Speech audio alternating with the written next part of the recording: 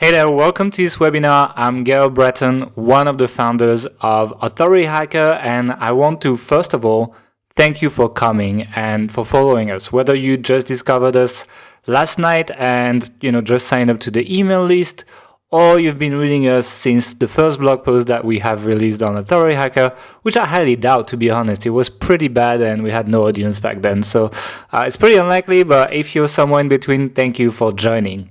Mark and I, in the next 90 to 120 minutes, will try to give you a super valuable time and share as much value as we can. We'll share a ton of actionable information. We'll share our own personal templates that we personally use.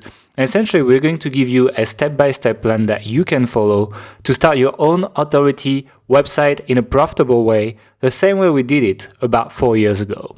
At the end, we will also talk about our beginners community called the Authority Site System and explain what's inside, and as well as give you guys a special deal. But first, let's jump into the actual content that you came here for. Here's my promise to you. By the end of this presentation, you will have everything that you need to start a 4 figures per month website with a minimum budget. You could be making 5, you could be making 6 figures, but I can guarantee you that at least you can make 4 figures in pretty much any niche. And this includes all the tactics that you need to find profitable niches, all the tools that you will need to actually do the work, all the content types that you will need to learn how to produce, all the keyword research tactics that we use and that you will need to create that kind of site, and all the link building tactics that you will need as well. Actually, this training is so comprehensive that internally, I was considering selling it for around $30 to $50 and then upselling our Authority Site System course. I am not doing it today. It's 100% free. So enjoy it because maybe we'll change our mind at some point. If you stay until the end, we've also prepared you a special gift in the form of a goodie bag, including all the templates that we mentioned into this webinar and a bunch more resources that we just don't have time to go through because it's so packed with information. So if you want to take some stuff more in depth, you need to stay until the end because I'll give you this goodie bag and you'll have access to information that other people will not have. Before we jump in, let me just make sure that you are in the right place. So I'm going to give you examples of the kind of people this training is going to help the most. First of all, beginners. If you are starting with online marketing and you want to learn how to do it properly without shortcuts and with a real shot at making money online, this is the right place. This system is 100% beginner friendly. Second, lurkers. If you have been reading online marketing blogs and online marketing forums for a long time, but you haven't taken action yet, the material you're going to find tonight inside this presentation is so actionable and so easy for some of these things to do that you should be able to take small steps and finally get a little bit of results and then get going and get out of this just reading, not taking action loop that you can find yourself into when you get started with online marketing. Third, it's for the people that want to quit their job or their freelance gig. I mean, we were in this situation a couple years ago with Mark and we didn't enjoy our life and we wanted to get rid of our agency. And we used the system that we are going to teach you tonight to get out of it. Now we work 100% on our websites and there's a good chance that you could be doing the same like many of our members have. Then it's also for people who have tried online marketing before but have failed. And the truth is, it's probably not your fault. I mean, a lot of the methods that are there lack of structure, I feel, to properly guide their students. So then they get caught with things like shiny object syndrome and so on. But it's not the case here. Everything is extremely structured and systematized. So it's really hard to get off track and it's really hard to fail. So you should be at the right place tonight if you failed before. Finally, it's also for people looking to scale things up, people that have had a little bit of success creating websites but haven't made, the life-changing money that they were hoping for. Because everything is so systematized and so replicable that we're going to be showing you tonight, you're probably going to get a different perspective on things that you might have done already in terms of making some money online, but being unable to scale it. You will see exactly how you could be scaling it by being more efficient at these things. So you will love this webinar. So that's basically the kind of people that will benefit the most from this presentation. Now, another question I will probably have in the chat right now is why should I listen to this guy? Who is this guy anyway with his weird French accent? Well, my name's Gael Breton and I do online marketing since 2009, and I've been doing it in the North American market for the most part. With Mark, my business partner, we run large business to consumer websites, sites like healthambition.com for a living. We're not the kind of bloggers that only teach online marketing. We actually do what we preach, and we share some of our URLs with our followers so that they can see what we talk about in real life, and they can also see, most importantly, that we invest our own money in the methods that we teach, which I guess gives them some credit, because we throw a lot of money at content on sites like Health Ambition, for example, and for a good reason. I mean, these sites are doing quite well for us. We're well into the 7 figures per year with our multiple businesses, and you can see some screenshots that I quickly took this morning as a proof of that. And it's not just us, right? We have helped over 2,500 Authority Hacker Pro and Authority Site System members generate real income with our no BS tactics. I mean, you can see Dan Bernard here, who started his first website in March 2016, and in October 2017, he quit his job. And a couple of months after, he's making 4 times as much as his old job with his new site, and he's got staff and he's doing quite well. And he's not the only one. This is the example of someone that did quite well and went quite far in the process.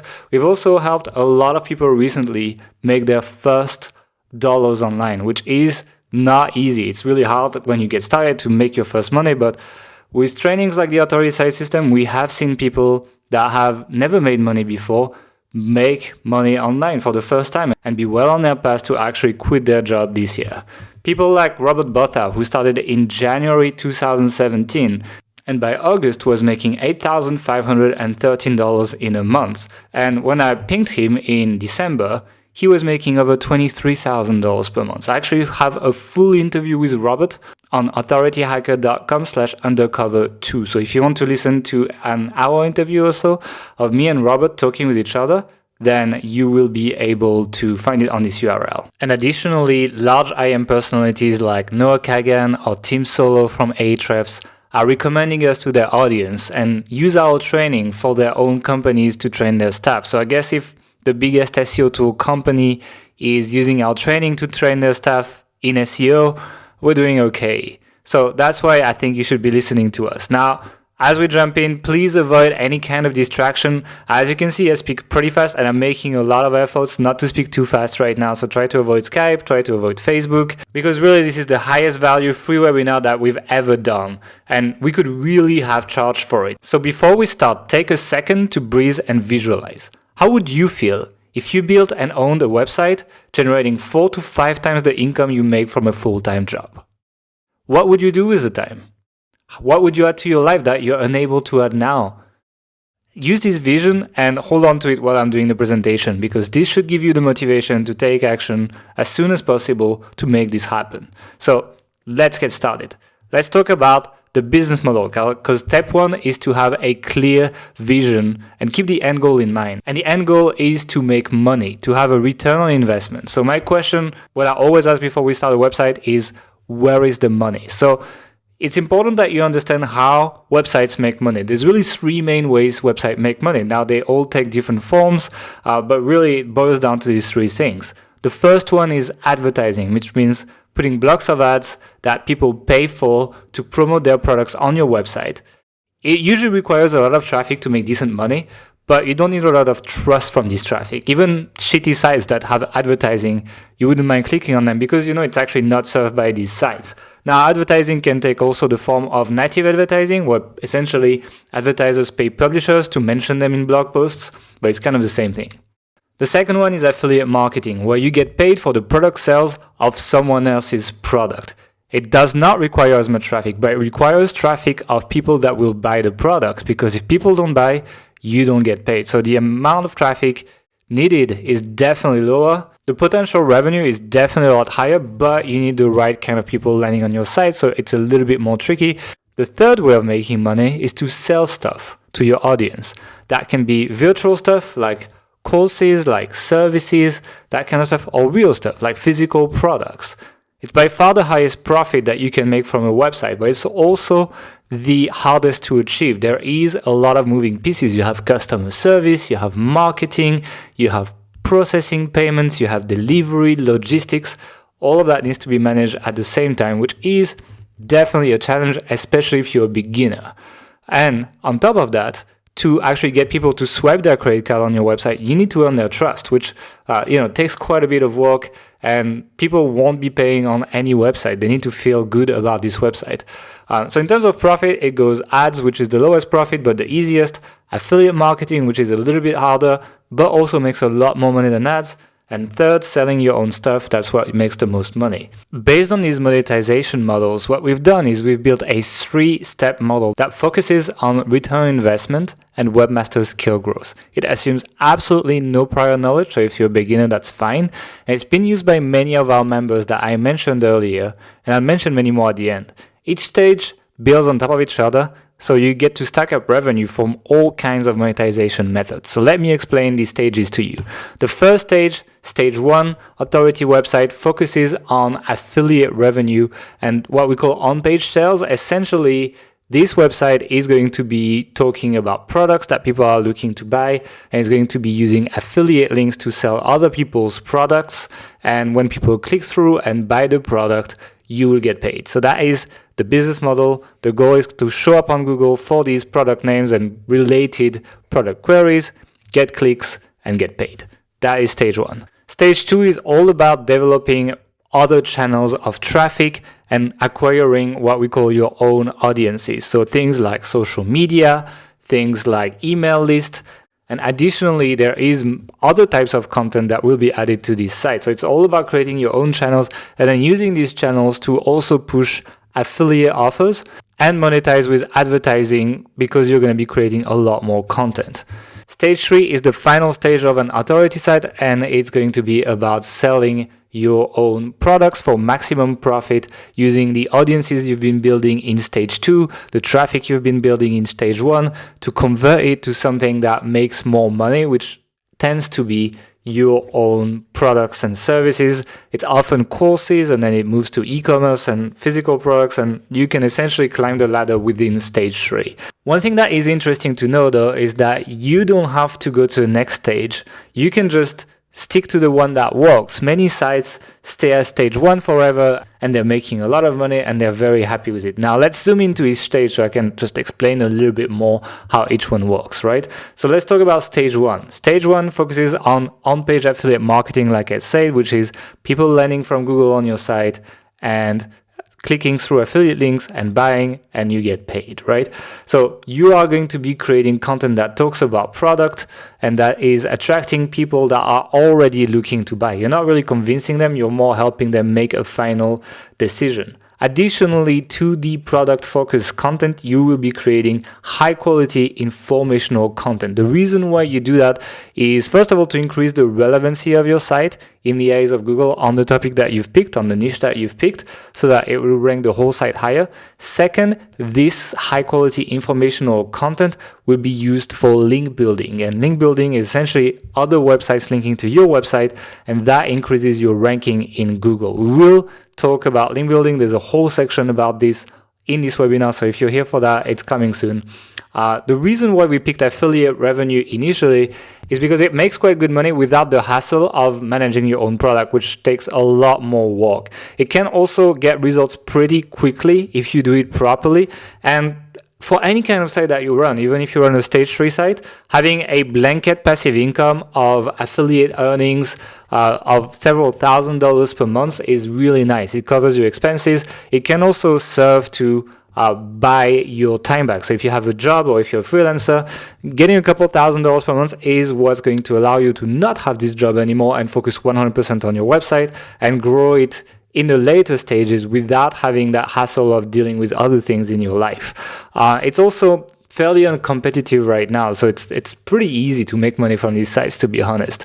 The goal from these kind of sites is not to be a millionaire. It's usually, I'd say, between $2,000 and $10,000 a month. I mean, you saw Robert earlier who makes like $22K a month from this kind of site, so you can make a lot more.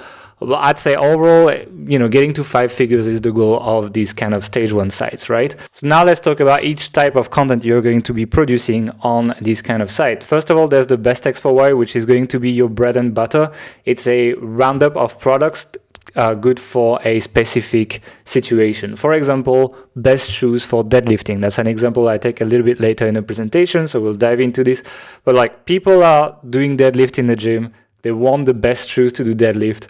What are they? And when people type these kind of queries, they're really looking to buy. So it's a really good type of content to write on your website. Second, we have single product reviews, which are focused on, very specific products. So for example, Reebok Nano 7 reviews, those are CrossFit shoes. People who do CrossFit, they definitely Google that kind of stuff. And once again, when they Google a review keyword, they are looking to buy these products. So you can just have affiliate links to that product on this page and make money from this. Then we have things like X versus Y, which is, for example, Vitamix blender versus Blendtec blender. And then people that are looking to buy a blender, they will type these kind of keywords as well. You can have affiliate links and make money from this. And then the big contents, there will be more like ultimate guides. So like, for example, the ultimate guide to Romanian deadlifting. That would be one I would put on this powerlifting website example that I'm just making up right now. And I would write about this because it would be easy to convince people to link to this when they talk about deadlifting or Romanian deadlifting in that case on their website. So that is the kind of content that we'll be creating on stage 1 websites. Now let's talk a little bit about stage 2 websites. One important thing to know is that you maintain the activities that you had in stage 1. So you can keep producing best text for Ys, product reviews, ultimate guides, etc. You just add more on top as you have more money coming in and you can hire writers and things like this. So the goal of stage 2 is to build audiences with things like push notification, email marketing, social media, Facebook retargeting, anything that allows you to essentially build an audience and market to them. Then once you have built this audience, the goal is to engage and promote affiliate offers to these audiences. At this point, you still don't have your own products, but you have, let's say, an email list of 10, 20, 30,000 people that you can email, high-paying affiliate offers to and make thousands of dollars per email that you send, provided they buy. And what is really powerful with stage 2 is that by building these audiences and promoting to them, you're learning what sells, and you're essentially educating yourself about the high end of your niche. You know what products the people in this niche buy a lot and what products they don't buy. And what is important about this is that in the perspective of going to stage 3, where you have your own products, when you have all this information of affiliate offers that sell and don't sell, it tells you exactly what kind of product you should be creating. So that's really powerful. On top of that, to get more traffic to your website so that you can build your audiences, like your email list, your retargeting list, your push notification list, etc., you do tend to expand informational content. So you create new types of content like question posts, answering popular questions. And then to monetize this extra content, not only do you build your audiences and promote products to them, but you also use advertising.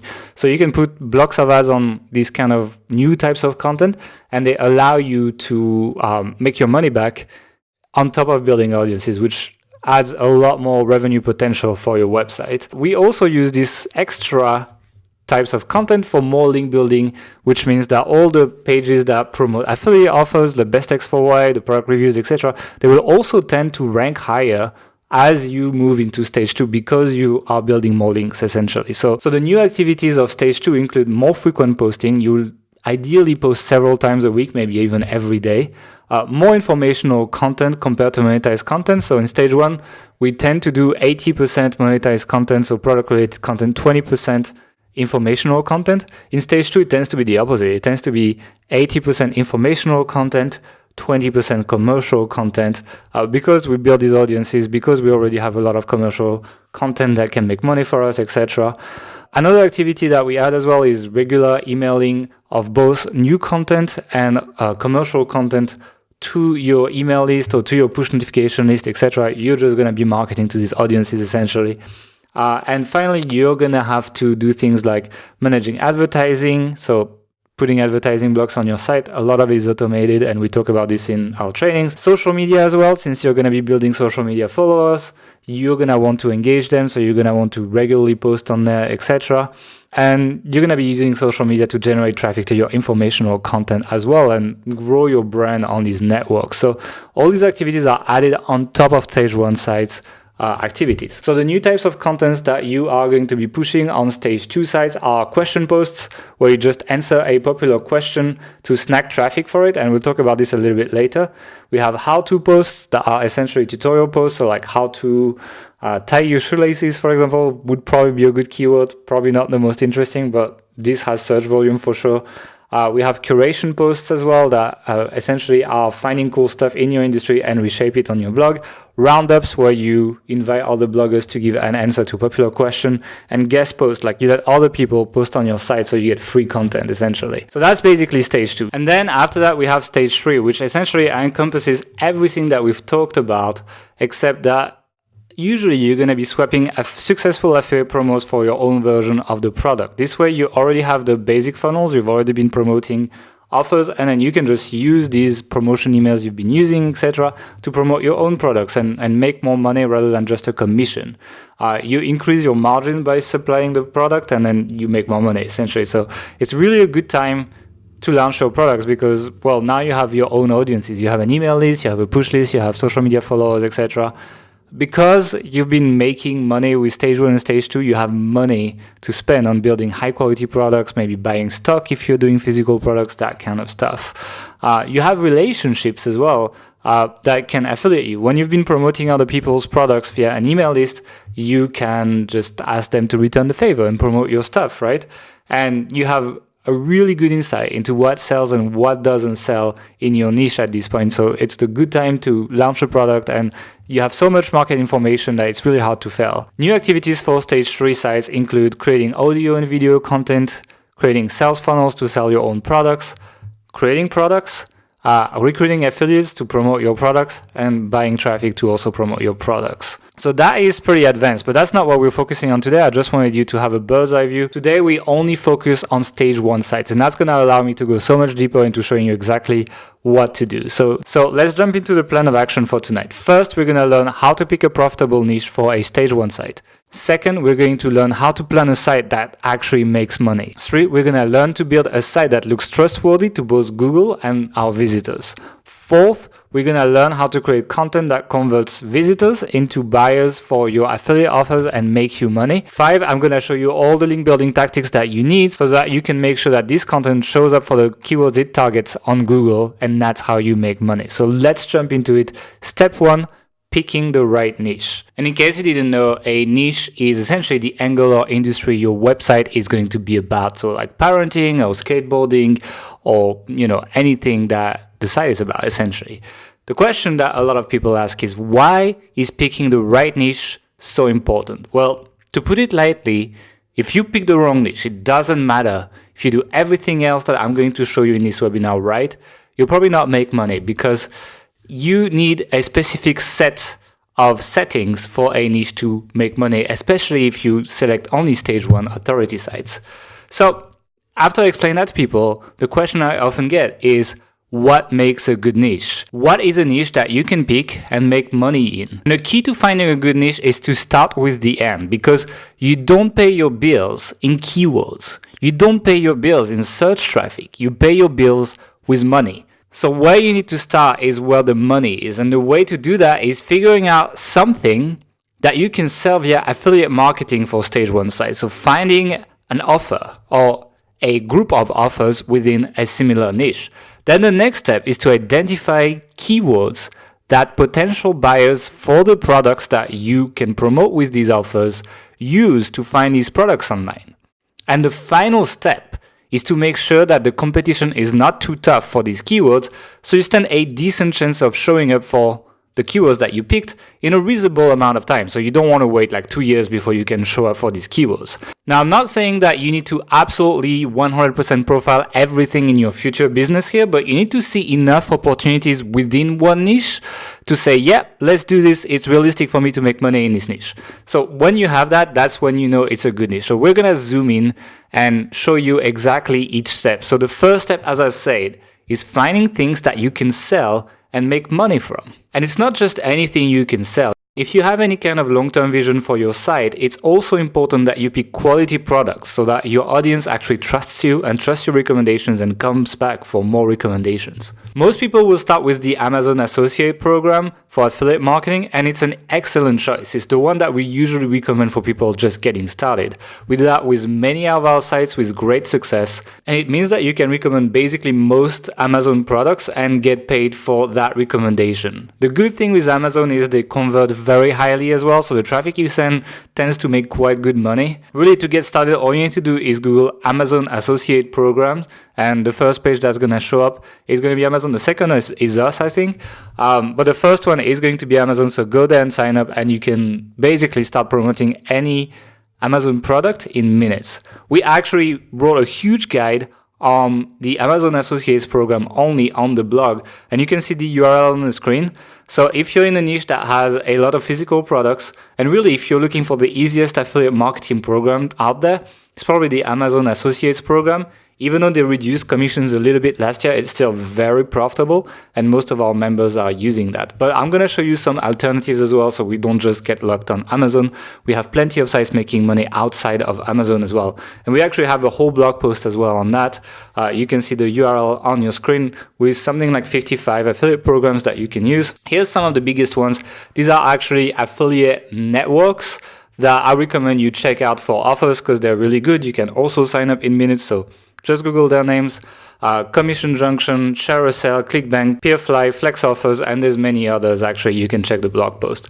So what I did is I went to Peerfly in that case, and I found a pretty interesting offer that I thought for an anti-wrinkle cream for men that pays $28 per conversion. Essentially, people sign up for a free trial, sign up for a rebill, and then they send you $28 every time you convert someone on that form. And I was like, okay, the wrinkle market for men looks interesting. So I went to OfferVault and Odigger.com. These are search engines for affiliate offers to try to look for more wrinkle type offers. And yep, I've found a bunch of other wrinkle offers, and usually you want to find more than one offer in your niche if you want to use one. If I'm combining this with all the anti-wrinkle products on Amazon and multiple networks and so on, I can find a lot of offers that would make the wrinkle niche pretty interesting. So that is how I would, for example, pick my first niche idea, by just looking for offers on these networks, looking on Amazon, etc. The second point that we talked about earlier is there people looking to buy the products you can promote? So I took another example so that you guys get plenty of examples. In this case, I went back to my powerlifting example that I took earlier, and I searched for deadlift shoes on Amazon. And as you can see, there's plenty of items for sale that I could be promoting. They're not that cheap, so I could make decent money if I actually get people to buy them. And then I am using a tool called Ahrefs that you can find on ahrefs.com. It is not the cheapest tool. It costs $99 per month, but they have a $7 trial that you can use. It is my number one go-to tool for SEO. That's the only one I really recommend, other than maybe one outreach tool. It is by far the best. So I'm going to use that, and I'm going to make no apology for it, because the data they have is the best in the market, and really there's no free alternative for keyword research anymore. So what I do is I go in the Keyword Explorer tool. So once you log in, once you've created your trial account, you can go there. And I've just typed the product or the product category that I'm looking for, in that case, deadlift shoes. And what I'm looking for usually is I'm looking for a decent search volume around that product category, usually a bunch of keywords with like 500 to 1,000 search volume, and a couple hundred keywords usually tells me that there is a market for this. In that case, yeah, there is. I mean, you can see that deadlift shoes is a 2,000 searches per month keyword. KD is keyword difficulty, meaning Ahrefs' idea of how difficult it would be to rank for this keyword. In this case, 0 is very good. The lowest means easiest. So this is actually very good. 2,000 people searching every month for deadlift shoes and little competition. So that is a very interesting market, the powerlifting market. So by just doing that, by identifying a product category, and I could do wrinkle creams and I could do any category that I have identified an offer for, I can say, well, that is an interesting market. So essentially, Step 2 of my niche validation has been confirmed here. Once you have identified categories where you can find an offer and there is good search volume, you need to get an idea of how hard it is to show for these keywords, because it doesn't matter if a lot of people are searching for these keywords. If you have no chance of ranking in Google for them, you're gonna make no money. So really, it's quite important to nail that one. In that case, I typed best deadlift shoes on the keyword tool in Ahrefs, and when you scroll to the bottom, you essentially get a breakdown of the top 10 search results, and you get a bunch of metrics around the pages that are ranking that gives you an idea of how difficult it would be to rank for this keyword. In that case, what I'm looking for is sites below domain rating 45 to 50 ranking on page 1. And as you can see, there is 4 of them, and there's 3 of them domain rating 47, so it's not that far from 45. So yeah, it's fairly easy. And then on top of that, I'm looking at the number of backlinks pointing to the page's ranking. And when I see pages with 0 backlinks or 1 backlink, it tells me that these domains don't have a lot of authority, and on top of that, they don't have a lot of links pointing to the page ranking. So these things together essentially tell me it's a fairly easy keyword. So that's what I'm looking for. And in this case, yeah, best deadlift shoes is a good keyword to go after. It's not the absolute easiest, but it's definitely doable. So this is essentially a rundown of the 3 questions you need to answer to validate a niche. 1, can I find products for sale that will pay me money for affiliate offers? 2, is there people looking to buy these products? 3, can I show up on Google for the related keywords? It's quite simple, but what I'm gonna do is a lot of people, after I tell them that, they're like, okay, super great, but I still have no idea what niche to pick. So what niche should you go for? And we're going to talk about this now. Essentially, there's 3 categories of niches that we tend to recommend people go after. It's passion niches. So something like, volleyball, or something like horseback riding, that kind of stuff. Problems, so something like acne, something like fear of public speaking, that kind of stuff. Or lifestyle. So that could be parenting, that could be pet ownership, and then you can go deeper, right? It can be pets, or it can be dogs, or it can be chihuahuas. You can go a little bit deeper and kind of like zooming into these sub niches. But essentially, we like these 3, and here's why. First of all, people spend money in their passions, in their problems, and in their lifestyles. For example, in paintball here, you can see, look at the amount of gear these people have. They have this mask, they have their outfit, they have their guns. I'm telling you, they have protections under their outfit. They spend a lot of money in these things. And it's the same for passions, it's the same for lifestyles, and the same for problem. Another quite interesting thing about these types of niches is they tend to have industry jargon that mainstream sites don't go for. So you will never see the Huffington Post write about Tipman Cronus upgrades. I'm not even sure what this is, but this has 350 searches per month, and I'm telling you, paintball people, they do Google that stuff. And so you're going to be competing with less strong sites because, Wikipedia and the Huffington Post and the big magazine sites, they don't write for it. So you can actually go after it.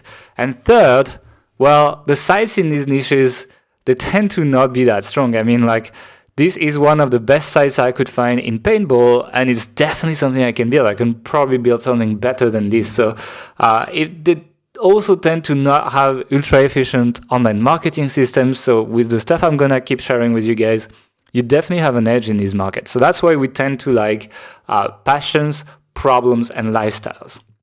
So now let's do a live example because I know you guys want to see real life stuff. So let's do it. One of my ideas is like, hey, I could make a fishing site, right? A fishing, it is a passion. People do spend a lot of money in gear for fishing, and I want to see if it is a good niche. So I'm going back to my 3 questions. 1, can I sell stuff? 2, is there people looking to buy this stuff on Google? 3, can I beat my competition? And I've been a bit lazy to find something for sale. I just went on Amazon and I actually found that they have a substore for fishing. And I expect most of you guys will go there and use Amazon to, find offers. So I have just started with Amazon. There's plenty of items and they actually give me a bunch of subcategories which will help me with finding keywords and sub niches that I can target within the fishing niche. Another thing that I would recommend you do if you are going for Amazon is that you look for the commission rate of the category that you are looking to promote, because some of them, as you can see, it's like 1%. If you want to do video games, you're not going to make a lot of money. Even television, digital, etc. Usually anything tech doesn't work Even toys, 3% is not that great. Really, I would look from 4.5%. 4.55% is when it gets quite good with Amazon.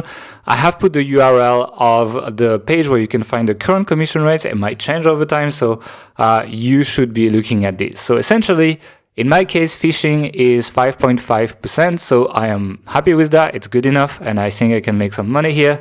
Now, what I want to do is I will zoom into a subcategory, which is phishing rods, essentially. I found this category on Amazon. Do people search for phishing rods? Are there small sites that do well? How do they make money? Can I beat them? Let's figure that out. So I fire up Ahrefs and I type best phishing rod in there. And I try to evaluate if there's people looking to buy those Amazon items. And indeed, there are quite a bit. I mean, if you look at best phishing rods, there's 2,100 people searching for it. Keyword difficulty is still below 5, so it's quite low. Best BDO, best phishing rod, I have no idea what this is. Best phishing pole, which is the same thing, 800. And so, yeah, there is people looking to buy these items. So I have confirmed that. Now, what I've done is I've zoomed in even more, and I have picked the keyword best telescopic phishing rod that you can find on the previous slide. As you can see, it's like the 6th or 7th one. And I wanted to see exactly how many people search for it. In this case, 910 people search for it every month. And there is 0 keyword difficulty. And the parent keyword, telescopic phishing rod, has 2,400 searches per month. So it looks very interesting. It's very low competition with decent volume. So what I'm doing is I'm reopening the same screen that I took for the deadlifting shoes and looking at the domain rating. And as you can see, like number 1 is domain rating 17. As we said, anything below 45 is fairly low. Anything below 25 is really low. Number 1 is 17 domain rating. Number 2 is 7. Number 3 is 9. And they have very little backlinks pointing to their pages. It looks definitely doable. So what I'm doing as well is I'm opening my competitors' URLs and getting a feel for the site that they're building, how much effort they're putting into it, how many words, etc.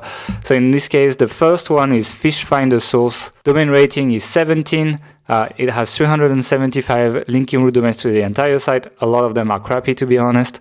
And the blog post has around 1,000 words. It's an average Amazon Associated article. It's not terrible. It doesn't have a lot of links pointing to this page. The domain rating is low. It's definitely beatable. They are like not the absolute easiest. I've seen worse, but it's quite doable. The second one is bestfishingtackle.com, domain rating 7, which is extremely low. I mean, I could have this domain rating in like a couple of weeks easily. 65 links pointing to the site, 1,227 words to this page. It's really average. It's really nothing special. As you can see, it looks like they just put a stock theme on there and it's just been rolling. And well, they're making money, so I think I can beat that. And 3 is a generalist review site called topreviewsguide.com, domain rating 9, also very low, 69 linking root domains.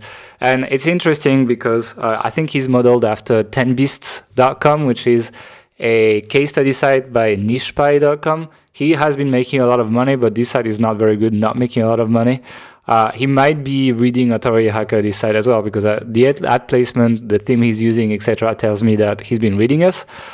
He won't be hard to beat because he doesn't specialize. He just reviews absolutely everything. And so I would make a more niche site focused on phishing. So I could beat it. Plus, it has low authority. So it's really not hard to beat number 3. So I would establish that I could land in top 3 quite quickly. Number 1, it would take maybe a few months, but I would probably get there. So now I have answered all 3 questions for the phishing niche. Can I find items that sell for money and I can get paid for? Yes.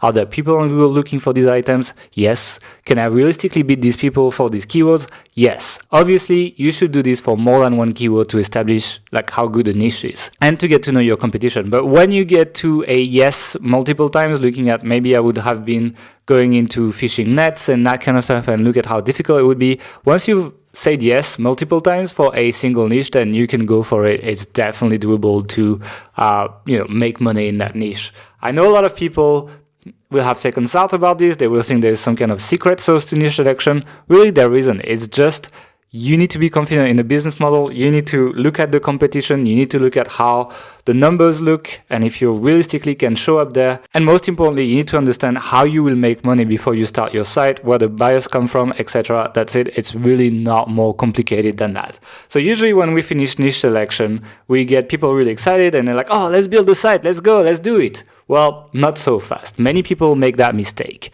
When they pick the niche, they go and, they buy hosting, they buy tools, they spend money, they spend ages picking a WordPress theme, and they fail.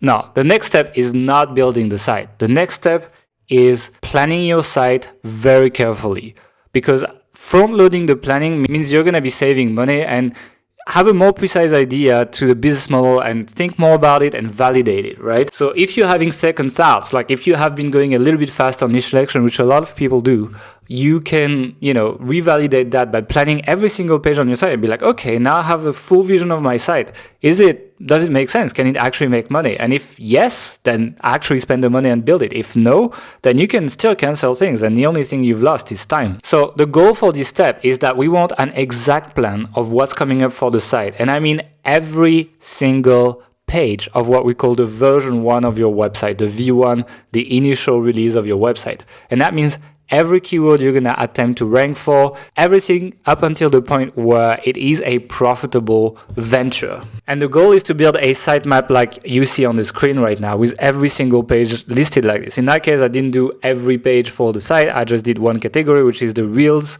and I zoomed into bait casting, and then I actually found interesting keywords inside baitcasting reels, and that's how I did it. And then I planned some informational content like we do for our stage 1 site. But what you want to build a mind map for this site so that it's just very precise what you're going to be building before you get to build anything. It's kind of like building a house. You need a plan first. So the first step to building your sitemap is to make a big list of competitors in a Google spreadsheet. It's free to use. You should do it. It's going to be massively useful for keyword research, and it's going to help you find essentially the best keywords that you should put in your sitemap, the ones that you have the most chances to rank for initially. Keep it simple. I only rate the domain name and the domain rating and the estimated traffic from Ahrefs. If you don't have Ahrefs, you can still do it with the free Mossbar and tools like SimilarWeb.com. I would recommend you list 30 to 40 sites in your niche. It's really going to be useful. So how do you find competitors if you don't know your niche very well? Well, what you need to do is you need to look for keywords, the sites that you already found in your preliminary research rank for, and you just put them in Ahrefs and it gives you the keywords that this site ranks for, and you can just find small sites that are competing with them on the various keywords that they rank for, and so I can fill my spreadsheet very, very quickly. So for example, in this screenshot that you see on the screen right now, I put fisherpants.com, which is one of the sites I found in my research, and I found all the other sites that I highlighted in the screenshot just by checking the other sites that ranked for best spincast reel, and all of these are quite low domain rating, and I know I can be competing with them. So I've added Southdoors, Reel Chase, Bass Fisherman Guide, and bcfishingjournal.com into my spreadsheet. So that's essentially the first step. First step is build your competitor spreadsheet. Now, before we jump into the actual keyword research tactics, we need to talk about one thing that very few people consider. It's editorial balance. Do you remember the stage 1 site diagram that I showed you at the beginning? There's essentially two types of content. There's the content that sells, that makes money, and the content that essentially doesn't sell, the informational content. The content that sells is the best X for Y and the product reviews, and the content that does not sell is the big ultimate guides. Guides are here to acquire links to our site and to lift the authority of the site so that all the content that sells actually ranks. Now the question is, to make your site rank, you need to think about how much content that sells and how much content that helps you rank do you need. Usually for stage 1 sites, we go 80-20. 80% of content that sells to maximize the revenue, and some of it is going to fail, some of it is going to hit. And if you do around 40-50 pages on your site, you can definitely get some hits at 80%. And 20% of the content that we create does not sell anything and is only here for links. And keyword research will be massively different for these types of content, so it's quite important that we talk about this editorial balance. If you remember the sitemap that I showed you earlier, you can see the breakdown between the sales content, which is on top, and the links content, which is at the bottom. In that case, I'm missing a little bit of links content. So if I wanted to plan more content for my site, I would do more guides in that case. So now let's jump into proper keyword research and sitemap building. Before we get in it, I'll share with you the tool that I'm using to do my sitemaps. It's called Dynalyst.io. It's very good. It's 100% free. There is a desktop client. I love it. You should really consider using it to build your sitemap. And first, let's talk about the content for links, which is the 20% of content we're going to create for our stage 1 site. As I said, those links will help the site rank in Google quite quickly. The tactic is fairly simple. First, find content that has a lot of links in your niche. 2, make a more updated version / better looking version of it. 3, reach out to the people that link to content similar to that piece and ask them for a link. Don't worry, we have ways of speeding up that process to make it easy, and it's coming. But first, the content. This is what we need to even start building links. In this case, I took infisherman.com and put it in the Content Explorer in Ahrefs, which is one of the options on the top menu. I then sorted the results by referring domains, which is the pages that have the most links show up on top. And by sorting it out, not all articles were relevant. Some of them were a little bit too specific, like some about Illinois and so on. But I found 2 articles that were very interesting for the kind of content I'm looking to create. First, one that is the best fishing times, and it's essentially a calendar that tells people when they should be fishing. And the second piece I found is the 10 top fishing weather conditions that affect your fishing results, essentially. So these are 2 pieces of content. The first one got 109 links. The second one got 22. And so these are pieces of content that I would consider building on my site to attract links to it. For the keywords I should be targeting with these pieces of content, I just expand the details below and look at the big ones. In that case, the main keyword would probably be fishing calendar. I would be targeting that keyword for that piece of content. And actually, they even give you the people that you should be reaching out to. These are the people that link to this page. So there's 108 of those. But I'll show you how to do this later. Actually, when I type fishing calendar into Google and I check the top 10 results, I see that in total there is 696 linking root domain opportunities. So that is a great content for link topic. If I create a really good fishing calendar on my site, I can reach out to probably 1,000 people if I dig a little bit deeper. And even if 5% link to me, that's 50 links to my website. So that's quite a lot, and it's already more than some of the competitors that we found earlier for these non-competitive keywords. So really, it's quite possible that I could outrank them with a single piece of content for links. So that is the strategy that I recommend to brainstorm your content for links for your sitemap. Now, it's all cool, but once again, let's think about money, because that's how I pay my bills. So how do we find money keywords? Well, you start again with what you want to sell. So I'm back on Amazon, and I'm going to be checking Reels this time just to vary a bit and show you different examples.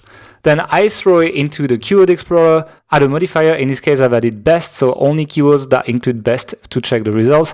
And I like the keyword best bait casting reel because it's low competition and the volume is interesting. I mean, you can see that there is 500 searches. That's quite decent already. So I zoom in, I check the competition, and yep, the number 1 result has 12 backlinks on a domain that's domain rating 9, which is really, really low. And there's 5 more domains below domain rating 20 on the first page. Most pages have basically no links. I could probably go after that. So that's basically what I do. I find my product, I try to find related keywords on Ahrefs, and I rinse and repeat. Essentially, as I find the good ones, I fill my sitemap until I have my 80-20 ratio based on the number of pages I want to create for my first version of my site. Once you have your sitemap, it's now finally time to get into site building. Nowadays, building sites is very easy. You shouldn't be afraid by the tech. You can drag and drop, and you don't really need any coding or HTML knowledge, as you can see on the slide right now. But before you actually get to building the actual site, one thing that you need is to build some kind of branding for your site. You need an identity for your business. Your brand will make you look trustworthy when you outreach, meaning that you will get more conversion for all the marketing that you do with a decent branding. And you'll probably stand out from the gazillion of other websites in your niche by looking a little bit more pro. Additionally, the people that actually visit your site, they think you're more trustable, and therefore they'll click more on your affiliate links and you'll make more money. So really, it's really worth it to spend a little bit of time on branding, nothing too crazy. But the question that people ask, especially when they've never done marketing, is how do I build a brand? And really, you need 3 things to build a brand identity online. You need brand colors, you need a brand font, 1 or 2, and you need a logo. That's basically the 80-20 of building your brand. You could spend days and thousands of dollars, but really you don't need to. You just need these three things. And let me show you little hacks to just get these together. First, for the colors, all you need to do is piggyback right the work of other companies and the work that they've paid so much for. They've hired designers, they've hired really, really good branding teams to, put together brand colors, and colors cannot be copyrighted, right? So you can steal colors from another company. I don't recommend you steal the colors from another company in your niche because that would be very obvious.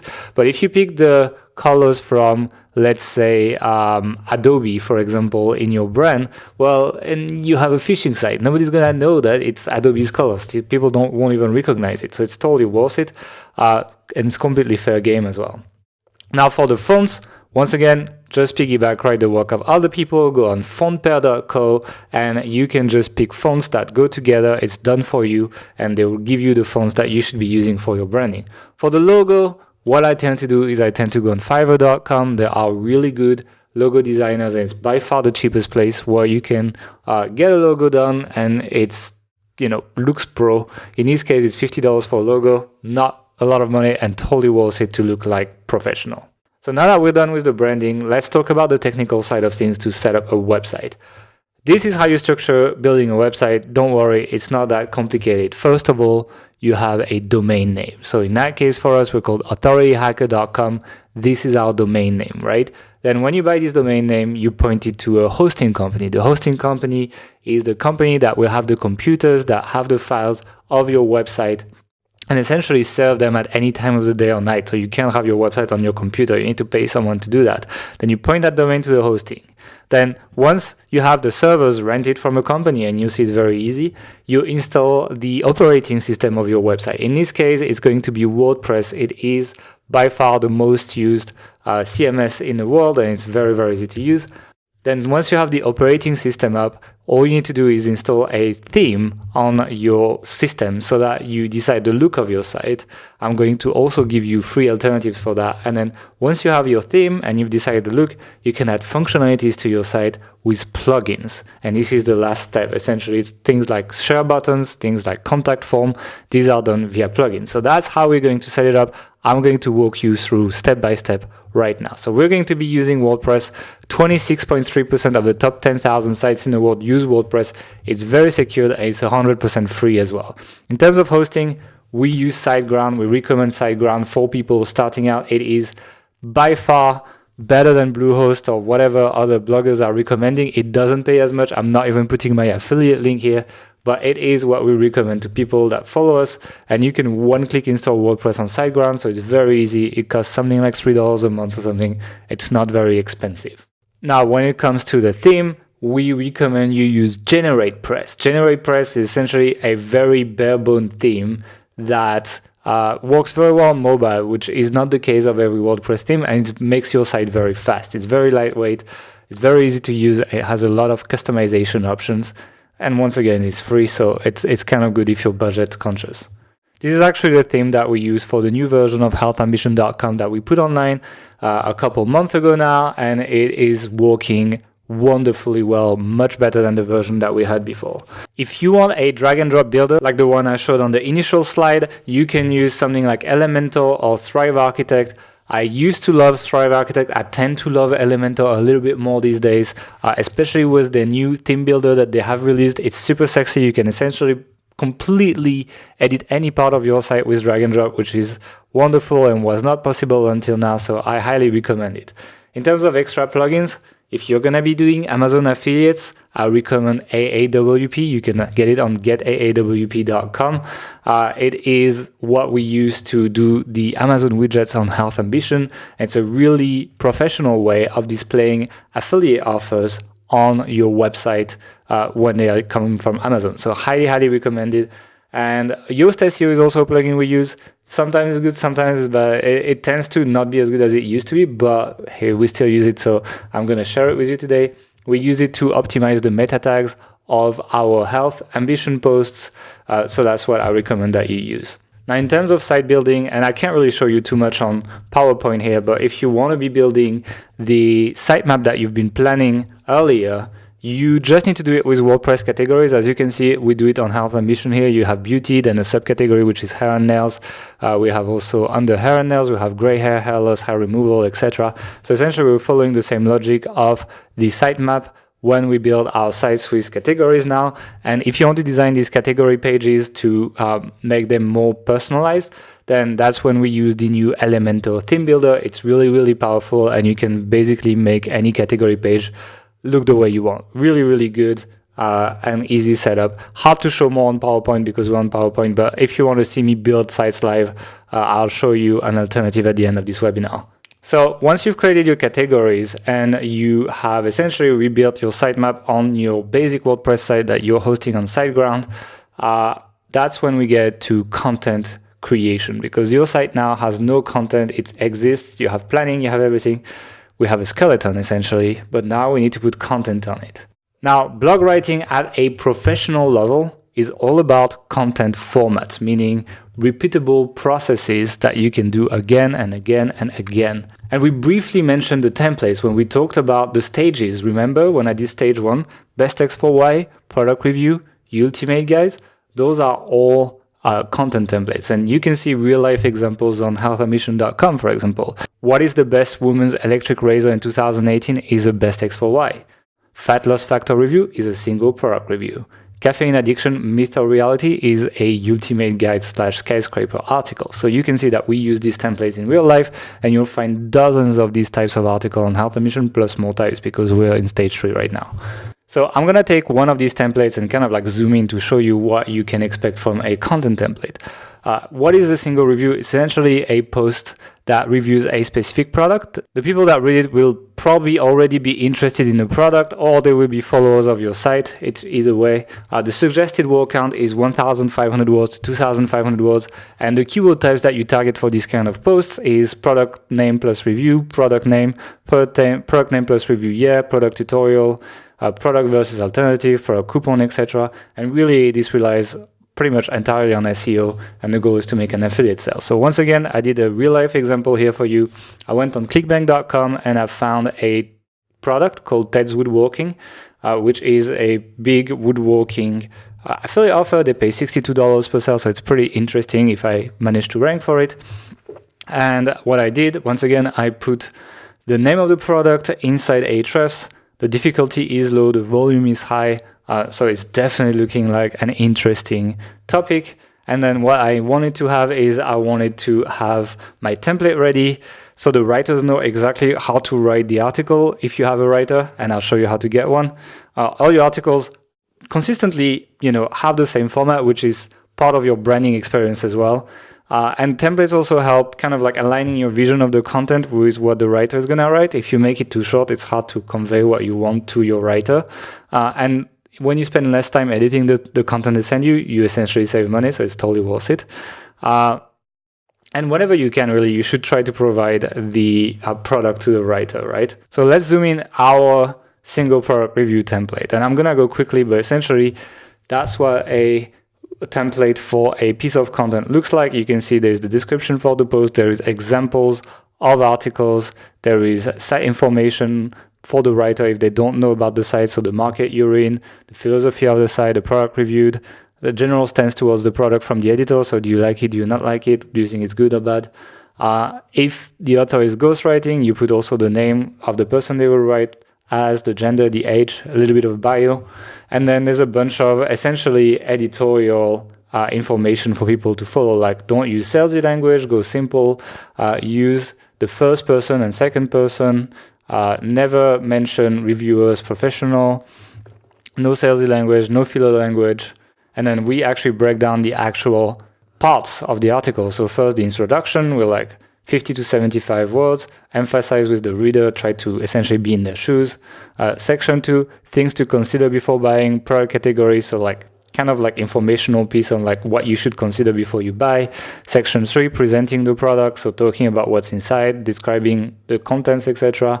Section 4, what is good, what is bad. Section 5, social proof, what people say about them on the internet. Section 6, alternatives, so things that people could buy instead to fill the same need. Section 7, conclusion. So essentially that is what our writing templates look like. If you haven't taken a screenshot, I'll actually make this as part of the goodie bag at the end, so you'll be able to find this. And that is what you want for every type of content you have on your site. And then once you have these templates ready, what you want is you want to build an editorial machine. And for this, we recommend you use Trello.com, which is a free to-do system. You can put all your brainstormed ideas in Trello from your spreadsheet or from your sitemap. And then when you're ready to write about it, you move it to to draft section. You can either outsource the content to someone else, you can assign it to someone else.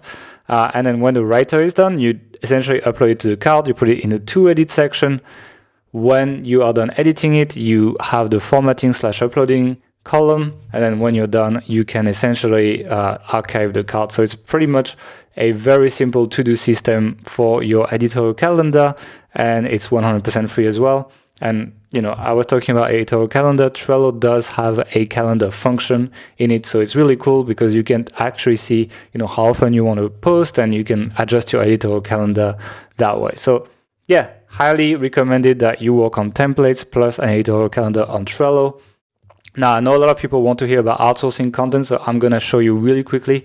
We're already running out of time for this webinar, and I still have a lot to cover, so let's get going. But the first thing I think you should do is you should write the first 10 articles. Don't start outsourcing right away, because writing the first 10 articles is what allows you to set the tone for your website and to give a benchmark to the writers you're going to be hiring. So you can be like, this is what I expect, this is the level of quality I expect. And every time they send something to you, you can compare it to the article, the benchmark that you gave them, and then it's pretty obvious whether it's on the same level or not. And then if it's not, then you can send it back for revisions, and usually the writers have to work harder, which does happen pretty frequently when you outsource content. Plus, it gets you to actually learn about the niche.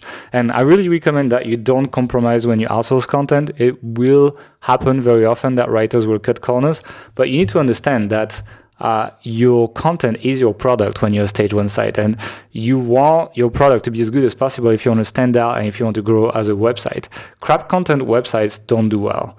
One thing that we have noticed though is that paying writers more after 2.5 cents per word is not really correlating with higher quality. It's just about screening the people. So it doesn't mean you have to pay a lot. It just means you have to be screening for writers. But do expect to edit the content that you receive, especially at the beginning. Now I'm going to show you an easy way of outsourcing content, and that's going to be using textbroker.com. So we have a strategy for textbroker.com as well that you can be using. Essentially, Textbroker has an option called open orders, which gives your content orders to writers that have been assigned to a certain category that you have selected. And some of it will be good, some of it will be not so good. The not so good one, you will ask for revisions or you will have to edit it. But the good one, you give them a tip. Usually I send them around $5, and then I invite them to my private team that you can build on Textbroker. And then once you have a private team of like 3 to 5 people that can write for you regularly, you can send orders just to this private team, and then the quality of the content you get on Textbroker for the price you pay is probably one of the best ratio on the market.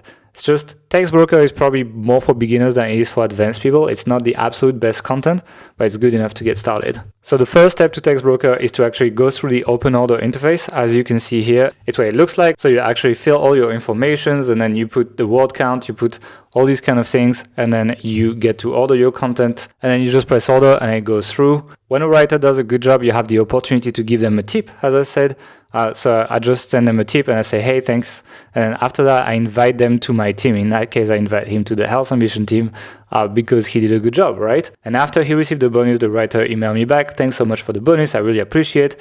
I'm grateful for the invitation. I am joining in. See you later. And then boom, I gave him assignments and he took care of it. And now I have a real relationship with that writer, and I can take it to the next level. And when he's in my team, I have the team order interface that makes it easy to just send orders to the writers that I have liked in the past, and that gives me much higher quality content for basically the same price. If you don't want to do all of that, it's also possible. WordAgents.com is pretty good. Like, they kind of do everything for you. They even know what we do, etc. So they can help you. It's going to be more expensive though, usually around double the price. So it depends if you have more time or more money. All right, now let's go through link building, because I know you guys are interested in link building. Now, if you have your content ready, you've uploaded it on your site, let's talk about how you're going to get links and how you're going to start ranking in Google to make money, essentially. And the first thing I want to talk about is link building funneling. It's something that I think we're the only ones doing. If any of you guys ever try to do outreach link building, you know how painful it can be to find sites to ask links to, and having sites that say yes, it's not that many people. You have to find their emails, you have to negotiate, you have to get a yes, and it's difficult. Yet most people stop there. When they get their links, they completely forget about the person that said yes, and they just try to find more people to get links from.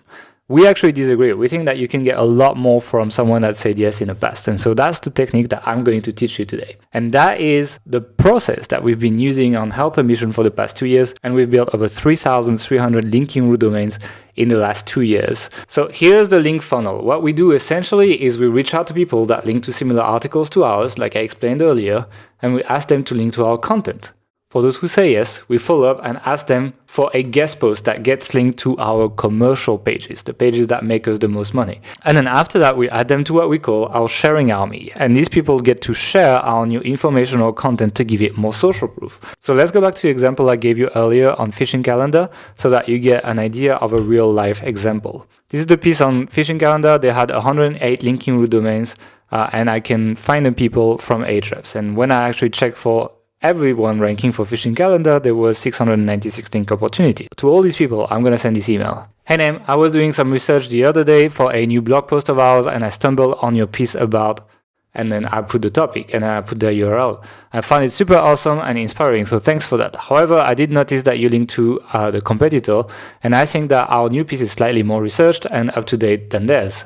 I'd love it if you considered also adding it to the page. Here's the link for you to check, and then I just put the link to the piece. And then I'm like, hey, let me know what you think. Don't hold back. I can take it. Thanks again for the awesome blog. I'll be reading and sharing you guys to our audience regularly from now on. And then just put your name. Essentially, do that, but don't copy paste it, because a lot of people use our templates and then they end up not working. So take this as an inspiration and make your own version that matches your own personality. That's the best way to do this. So if the people say no or don't reply, we essentially add them to a blacklist and we never talk to them again. If people say yes, then we ask them if we can guest post on their site. And the guest post that we're going to do, they're not going to link to informational content this time. They are going to link to a, best bait casting reel for sea fishing, for example, some kind of article that makes me money. And links to pages that make us money do count more. And regardless of whether they say yes or no, because they've replied once, I also add them to our army of sharer. And every time we release a big piece of content, so a big guide, I email them and I'm like, hey, can you share this around? So that my social counters go up on these pages, and as a result, I get more social proof, and then when I outreach, I get more links. So these people help me get links 3 times. First time by adding a link to the informational piece, second time by linking to our commercial pieces when they take a guest post, and third time by sharing our content when we release a new piece and essentially giving us social proof that gives us more link in the end. Now, I know that this sounds like a lot of work, and I want to talk about scaling outreach a little bit. I can't go super deep in it. We have been talking for a long time already, but I want to show you a few tricks that will give you an edge over the competition. The one metric you need to look at when you do link building is links per hour. It's the only metric that counts together with link quality, because it doesn't matter which links you get. If it takes you 3 days to get one link, it's not very productive. And realistically, if you have a job, there's no chance you're going to keep going with this. You need to get several links per hour. So that is the one thing that we work on and we try to improve. One of the biggest time sinks is finding emails when you're outreaching. And for those who are on a budget, one quick hack that you can use that works very well for us is to go on people's Facebook page. Most people don't even list their email on their website. They have contact forms and it's complicated, etc. However, Facebook incentivizes them to put emails on their Facebook page. So as a result, you get to find most people's email or most companies' emails on their Facebook page. And so it's much, much faster to search for sites name on Facebook and actually get their email. So that's one quick hack to actually speed things up and get more links per hour. If you're looking to scale a little bit more, we recommend a tool called Hunter.io. It's not free though. We tested a bunch of scrapers and this one definitely performed the best. The plan starts at €39 per month, for around 1,000 emails that it can find. It's much cheaper than hiring a VA, for example.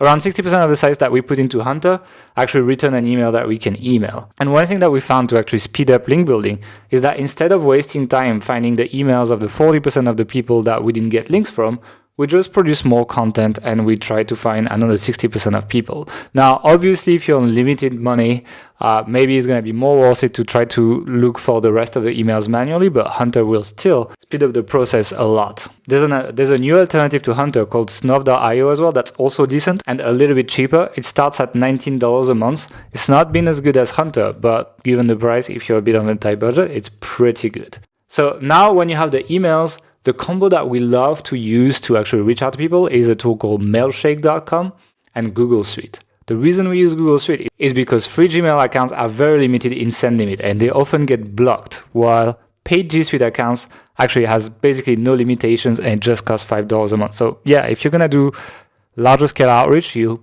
probably should be paying for G Suite. Another thing you need to do is you need to warm up your email accounts. You can't just be sending 1,000 emails on one day. You should start by 12 emails per day. Then if it goes through, do 25. If it goes through, do 50, etc., etc. So don't go too fast. Otherwise, you're going to get hit by spam filters. One thing I really like about Mailshake as well is that you get auto follow-up emails, meaning that if the people don't reply, you actually get to follow up automatically, usually twice before giving up. And that increased our reply rate by 81%. It makes the $19 per month really worth it, actually. Now, when people actually reply, it also takes a while to go back and forth with them. So what we did is we templated replied, and it's called canned responses in Gmail. So we have templates that, for example, thank people for accepting a link to us. We have templates explaining that we refuse to pay for links for the webmasters that ask for money. We have tutorials for webmasters that don't know how to add links, and we just write all these templates, and it's just 2 clicks. Inside Gmail, you just click on the little arrow, canned responses, and then we just click, and the email is written, and we send it. And that's how we can reply to the hundreds of emails that we receive every day for Health Ambition. All of that without dropping the quality of the communication. People receive a full email that's well written, that has been even tested. It's often better than actually writing the email on the go, right? Alright, I'm really running out of time here, but how do you like the material that I've been sharing so far? Do you feel stuff as actionable as this make making money with websites something actually achievable by you? I mean, you see the actual tools, you see the keywords. I mean, it's not abstract bullshit. It's literally us showing you ways to make money in front of you. It's hard to make it more real life than this. Now, what if we could step it up even one more step? What if instead of showing you quick examples on static PowerPoint slides for about an hour, I was taking all the time needed to show you over the shoulder as I start a brand new site from scratch and recorded the whole process while commenting on it and attaching my templates and everything. I mean, going into every single little detail or dilemma that comes with building a stage 1 authority website. Would you be interested in that? I mean, let me know in the chat and I'll check your responses.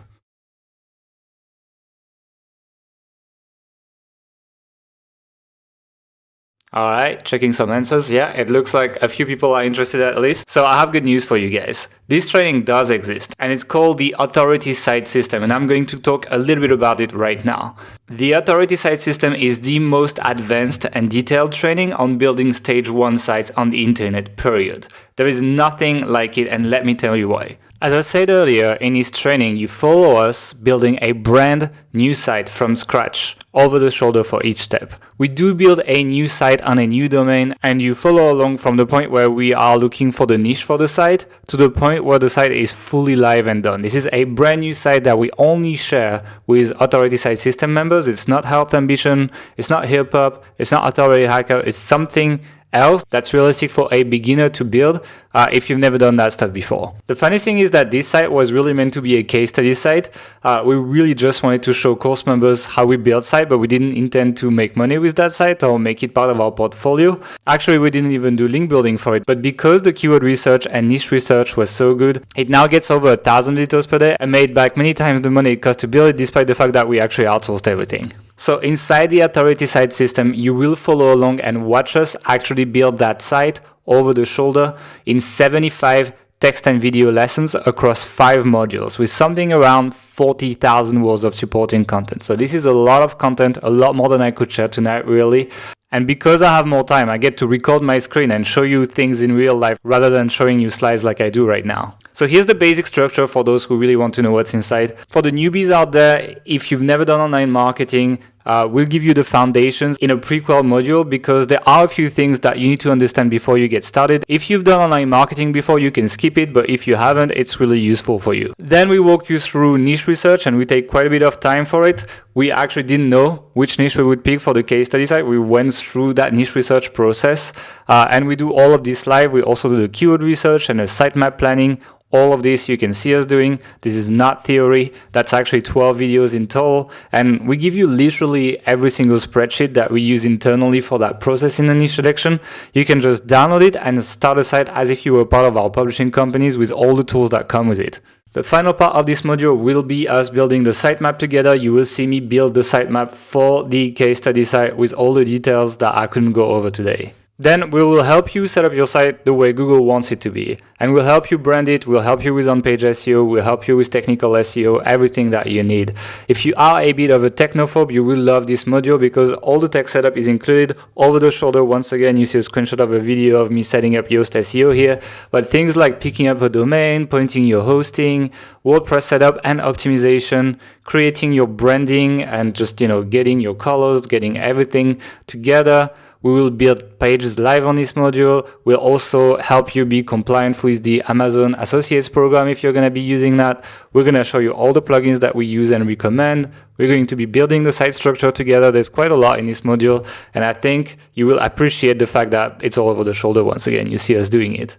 Then after this is done, we'll show you how to create your starter affiliate content on the site that both adds value and generates revenue. We'll also show you how to outsource it on popular platforms, a little bit like I showed on Textbroker today, but a lot deeper. We'll show you alternatives as well. Even beginners can really do that kind of stuff because we give you all the templates inside that you can just use on these platforms. So even if you don't have a lot of time, you'll be able to learn how to not only outsource content, but outsource good content and make sure that this content will be making you money. And we'll also be talking about formatting this commercial content, how to put your commercial offers forward, how to put the affiliate offers forward. This kind of stuff will be covered in this module. As I said, all the content templates for the Stage 1 authority sites are included, just like the single product review that we've reviewed before. All of this is included and more, a lot more than you've seen tonight, really. Now, we mentioned a little bit of link building tonight, but link building for new sites is a bit different. I mean, you have low authority, you don't have a ton of content, your design is good, but it's not a big brand or anything. So we've created a full process for you to follow with 14 training videos that is highly efficient, that will allow you to build your first links to your site, up to 200 linking root domains, I think we go for this training. And we'll show you 3 different tactics that you can use all across that. So it's not just the ones that we've shown tonight. And once again, all of this, even link building, is over the shoulder. It's not theory, it's us doing it and showing you exactly how to do this stuff. So if I recap what's inside the authority site system, there is the case study site and associated videos to a case study site that is a $2,000 value. And on top of the case study site, there is also the 85 over-the-shoulder training videos. That is a $3,000 value for a total value of $5,000. Along with the lesson, we've also prepared all the work for you to get your site live as soon as possible. So we templated most of the tasks, and all you have to do is download them and fill the blanks, like I showed you for the single review article, but for basically every task. Things like market and keyword research, site layout, content brief, link building, everything is templated, so it's much faster to do it with the authority site system than if you try to do it on your own, starting from a blank page. So to recap, there is the case study site included with a $2,000 value. There is the over-the-shoulder training for a $3,000 value. There is the copy-paste templates as well for a value of $1,500 for a total value of $6,500. Here's what I think is one of the best part of the training though. As we looked around the industry, taking action for students seemed to be a huge issue. People consume content like they consume Netflix TV shows, and I don't think that's how you make progress. You need to actually take action.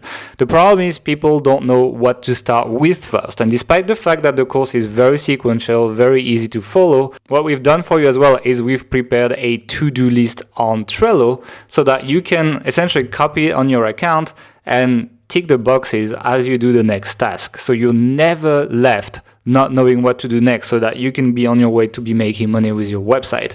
And we put a lot of work into each task. It's extremely detailed. It's tied to the lessons in the course. You will have a clear expected outcome. You will have all the associated template attached to the task, and you have a checklist that you just need to tick as you go through it. If you go from the beginning to the end of this to-do list, you will have a profitable website. It's all about actually getting through that to-do list, which makes the program very, very actionable and a lot more actionable than a lot of things we've seen out there when we were building this program. So to recap, you get the case study site for a $2,000 value, you get the over-the-shoulder training for $3,000, you get the copy-paste template for $1,500, and you get the to-do system for $1,500 value for a total value of $8,000 for this training. Now, I know that creating sites on your own can be scary, especially if you've never done it before. This is why the Authority Site system comes bundled with lifetime access to our student community. This community is a perfect extension to the lesson. This is the place where you can get your questions answered by us and others. You literally just need to drop in and put your question, and all the other students and us will come and try to help you out. So it's very convenient if you're stuck somewhere. You also get to follow along with member case studies. You can see the case study of AJ here, who is posting about his progress and what he's done so far, sharing his earnings and so on. So it's a really cool way to maintain your motivation by seeing others using the same material and making money. It's also a great place to learn about the latest tips and tools. Like we do publish regular updates to the course, but if there's a news that come out, a new Google algorithm update, etc., the place where we're going to be talking about it is going to be the community. So you want to be part of it so you're on the cutting edge of the latest information about building authority websites. So to recap, you get the case study site for a value of $2,000, you get the 85 over-the-shoulder training videos for $3,000 value, the copy-paste template for $1,500, the to-do list system for $1,500, and a community for $1,000. Total value for this product, and I'm done now, it's $9,000. And I know this is a lot of money. A lot of people will be like, what the fuck, so much cash? And I get it. I mean, I'd feel the same if some guy was talking to me on a webinar saying that a product costs $9,000. But in life, there's really two valuable resources that you should be looking for: time and money. And money, there's really an unlimited amount of it in the world. If you play your cards right, there's no shortage of it. But time, once you waste it, you never get it back, no matter what you do. And you could be wasting a lot of time trying to figure out every single detail there is to building a profitable authority site, especially if you're just starting out. So before we get further, let me ask you a question. Would this amount of money be worth it if you had a step-by-step process to build profitable websites on autopilot?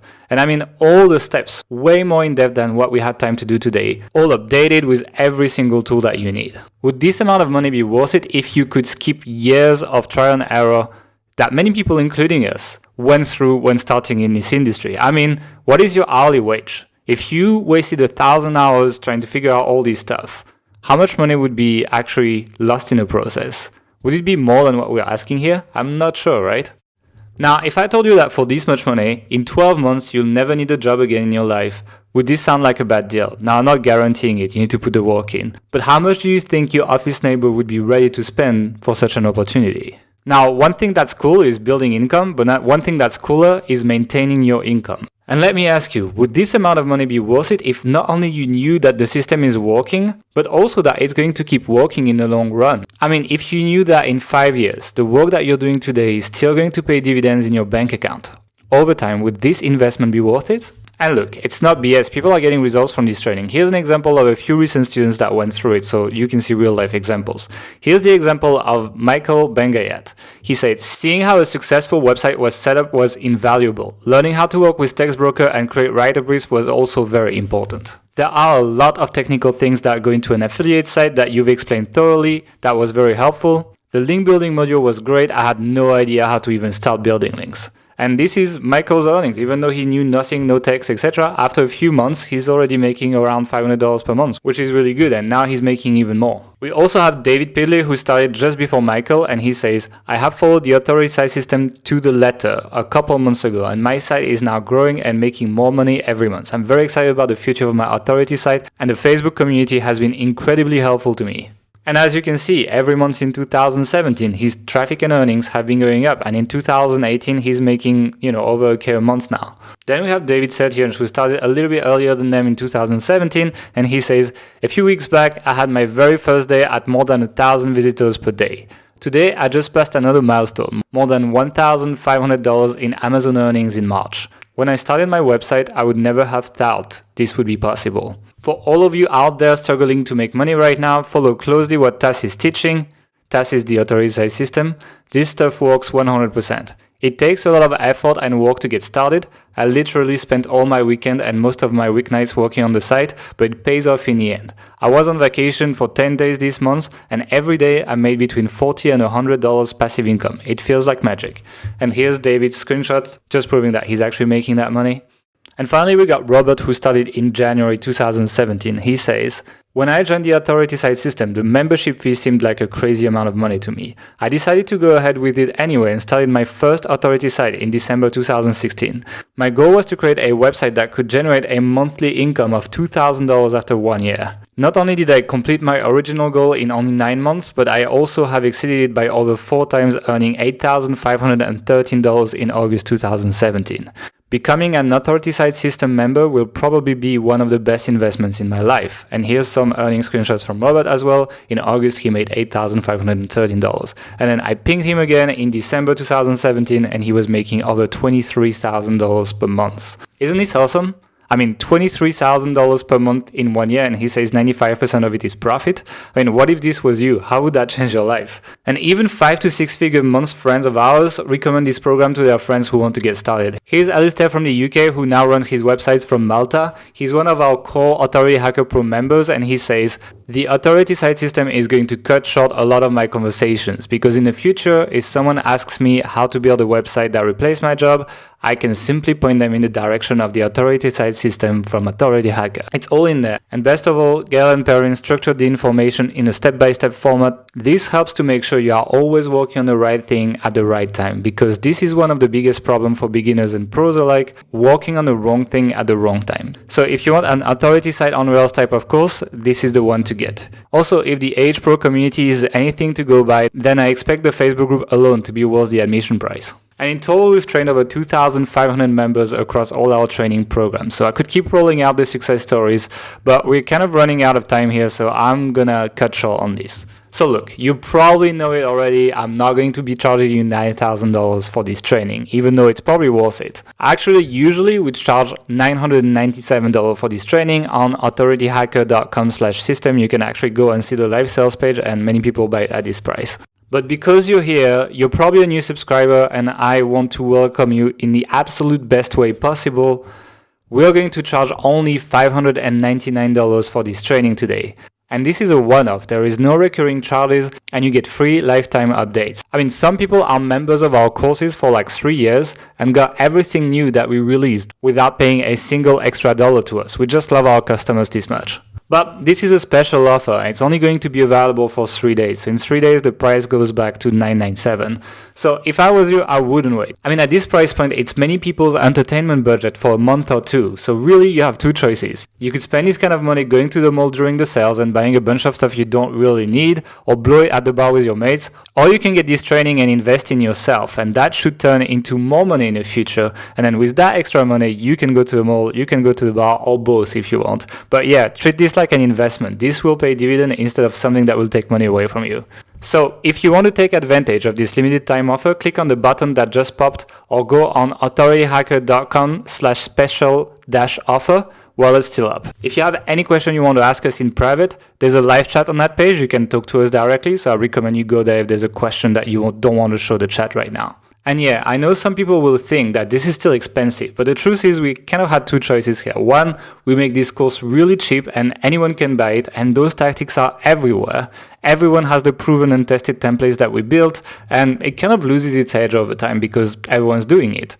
Or we price it at a price that we think is fair, and I think it's very fair at this point, but not too cheap, so it stays edgy, and I'm not afraid of adding our best stuff in it because I know only a limited number of highly motivated members will get it, so it stays effective both for us because we still build websites, and for our members, so everyone ends up making more money than they invested.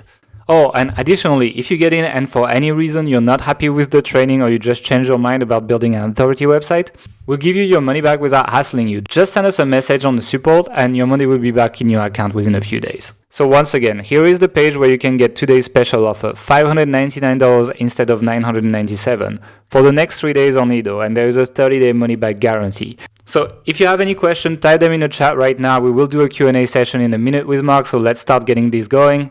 But if you have any question you want to ask in private, go on authorityhacker.com/special offer and you can talk to us in private there.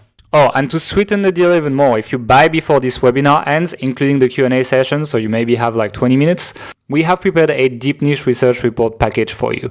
This is a collection of already done for you niche research. It means that if you pick one of the niches we've pre-researched for you, you will massively increase your chances of success, and you will also reduce the time it takes for you to get results. So if you thought there was not enough done for you, this should do it. So I'm basically done with my presentation now. There's really two paths in front of you, and it's up to you which one you pick and which one you want to go for in your life. The first one is where you actually invest and take action on this stuff and make a real change in your life and hopefully quit your job or freelance gig soon and achieve the vision that we talked about at the beginning of the webinar.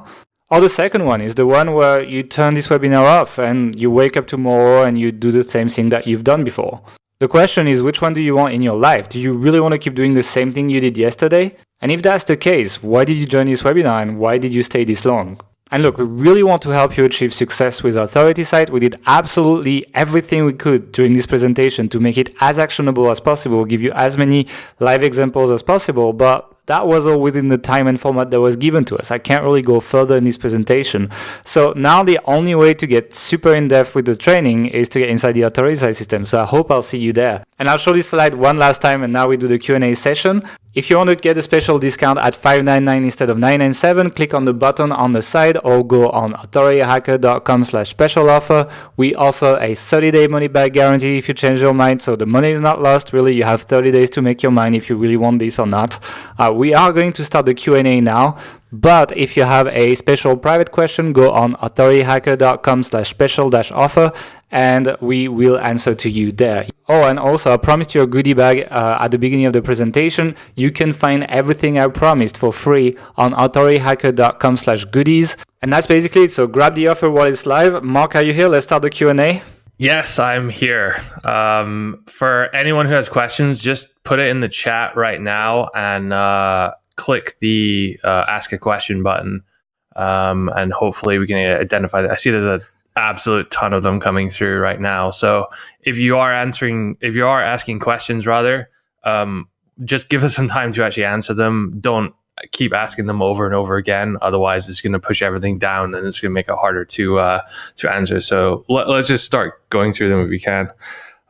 First question is from Keith. He says, how much does it cost to build such a site? I mean, it's one of these things. It's kind of hard to give an exact number. If you want to know what the minimum costs are, I'd say at a bare minimum, you need the domain. What's that, like $10-12? Hosting, a couple bucks a month. And the and Ahrefs. It's really important that you actually. I would say 2 months of Ahrefs, yeah. Yeah, and I think it's $79 a month at the moment. Is that right? Isn't it 99? I think it's $99. Yeah, they have a free trial as well, but it's definitely. It's not a free trial. It's a $7 trial. Yeah. But you will need to spend couple $100 at a minimum on this kind of thing. There's a couple outreach tools as well you might want to use when you get to the link building point, but that's not right at the start. But the most important variable here, I'd say, is content. If you're writing all the content yourself, and we do in the course actually encourage you to write the first 10 articles rather yourself, and there's various reasons for that. But if you're doing that, obviously you're not going to be paying money for that. If you are outsourcing that or having other people write for you, then there's obviously a cost to that, and that really just depends on how long the pieces are, and to an extent your niche as well. What's the text broker pricing at the moment? Do you remember? It's like I mean, like for an article, like you should be budgeting around $40 basically. So let's say you want to outsource every other article except the first 10, so you need 40 article. So yeah, you're looking at $1,600 of content. Now, if you write everything, you can start your own website for like a couple $100. Like for $300, $400, you can get through the course, right? But you will need to write every single piece of content and every single word, so it's going to take more time. So really, the question is, do you have more time or more money to spare? Yeah. And you can turn, if you turn one dial up, the other one goes down, kind of thing. So it's really it's flexible in that sense. But you definitely will need at the bare minimum sort of $200, $250. I would actually put 400. I would put like $200 for Ahrefs and like $200 for like domain, maybe a couple plugins and hosting, etc. So I would say $400 is probably absolute minimum if you're going to do everything else yourself. If you want to outsource everything, you're going to be closer to $2,000, $2,500 because, well, you need to pay per piece of content and you can't expect people to write for free. So that's basically the fork, depending on what you want to do, really. Yeah, I was just going to say, I think a lot of people, they start writing themselves, and then as a little bit of money starts to flow in, and they start making, a few $100 a month, then they reinvest all of that money in more content, because it's always the biggest cost, and it's the hardest one to kind of justify scaling and until you start seeing a return. So yeah. That's a bit of a convoluted answer, but hopefully that kind of addresses the cost question. There's quite a lot of questions coming in. Let me see. Mike said, is there going to be a replay of this webinar? Yeah, we're going to send a replay email after this webinar if you've been attending. So people who miss the webinar, we tend to not send it, but people who are actually here, if you're listening to this question, obviously you're here. So you should be getting a replay. Yeah. And so just to remind you guys as well, like the bonus, which is available, is only available until the end of this webinar, and that's this live webinar. So if you're watching this again on the replay, maybe you're out of luck on that one. We'll see. Yeah. So if you're watching this, as we are doing this webinar, you can get access to the niche research that I mentioned earlier. So basically a bunch of niche research done for you. So you don't even have to do that. It's kind of nice because it speeds things up in terms of you don't have to do your niche research nearly as deep. And also these are kind of proven because we've done it for you and, we've done this stuff before. So obviously that assures you that it's going to be done properly. So yeah, if you buy TAS right now, you just click on the button on the right, or you go on authorityhacker.com/special offer, then you will get this bonus until we close this webinar, essentially. It's also good to just see as many examples of research as possible. Kind of if you want to go in a different direction and have an idea for a niche, then it kind of helps you gain more of an understanding about whether you're doing the research part correctly or not. So it's a useful addition for sure. Loads more questions coming through. Emil, I'm not sure if I'm pronouncing that right, saying, how long until I see results? This is probably my both favorite and least favorite question. We get asked this all the time, like how long until I can make X amount of money? It's obviously people want to know does the results of what I'm doing here justify the investment?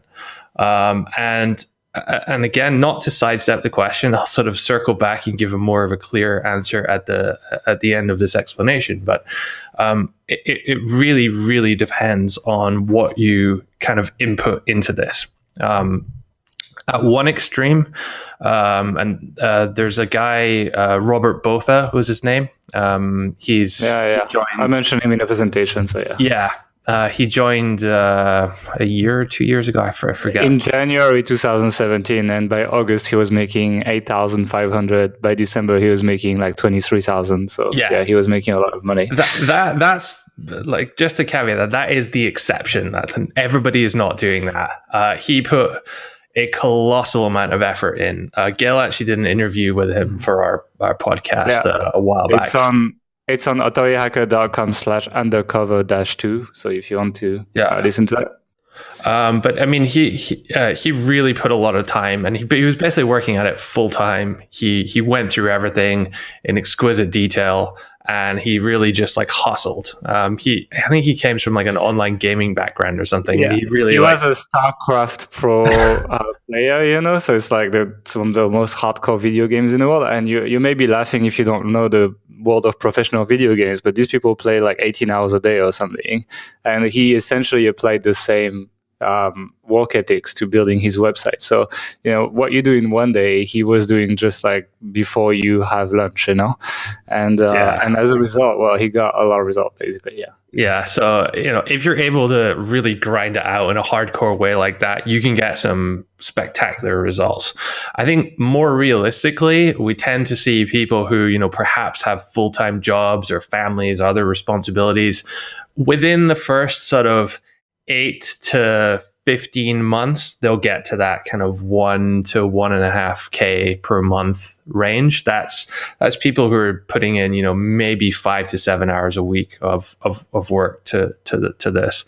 And, it kind of, there's a bit of a hockey stick effect. So a lot of people go for, 6, 7, 8 months with, making pennies or $50 a month or something which really isn't moving the needle, and then they'll get to that point.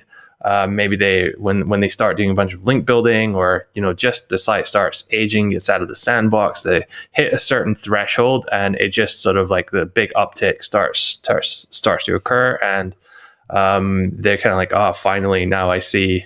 They kind of reach that point of enlightenment. But again, and again. It really depends. Yeah, I was going to say, it really depends how well you do your niche and keyword research as well. Like a lot of people, they glance over that because they just want to get to a point where they just put fancy plugins on their WordPress site.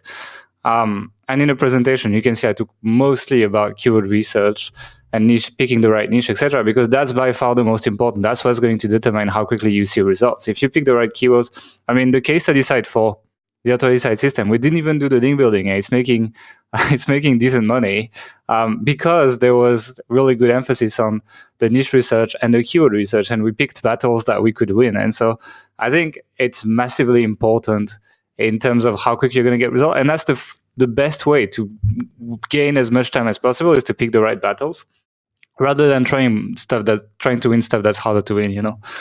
Yeah, for sure. All right, loads of questions coming in still. Try and flag it as a question if you have a question rather than responding to someone else's. Just makes it easier for us to gather them all. Try and go through as many as we can. Karan is saying, can I use another keyword tool than Ahrefs? Let me answer that. Yeah, you can. We used to use Keyword Finder in this program. We've done many other tools, but in the end, you do need two main things for this process, right? You need a good keyword tool and a keyword tool that will do two things. That will first do keyword research based on seed keywords, and second, do keyword research based on competitors' websites, so you can see which pages they rank for. You see me do that in the presentation. And additionally, for this process to work, you also need a backlink index. So you need a tool that will give you, you put a URL in there and it tells you which page is linked to this page so that you can do your outreach link building. And so in terms of value, Ahrefs at $99, in terms of having all these things, there's no other tool that does all of these for less money. And you could be buying a cheaper keyword tool, like I think Keyword Finder now, I think they're like $49 per month. But then their link index is not very good, so you will probably need to buy another one, and then you end up spending more money. So Ahrefs is the better value, but the good news is you don't need to maintain that subscription to Ahrefs all the time. Many people manage to squeeze all the research they need to do in 1 or 2 months. If you do your content for links type research all up front and you export the backlink reports, etc. Really, I've seen some people literally do it on the 7-hour trial, do all their research on that. I don't recommend it. Ahrefs would hate me for saying that. But you don't need, I know it's a lot of money, $99 per month, but you don't need to maintain that subscription all the time, just when you need it, Yeah, at the more high end, I don't really know too many people who don't use Ahrefs.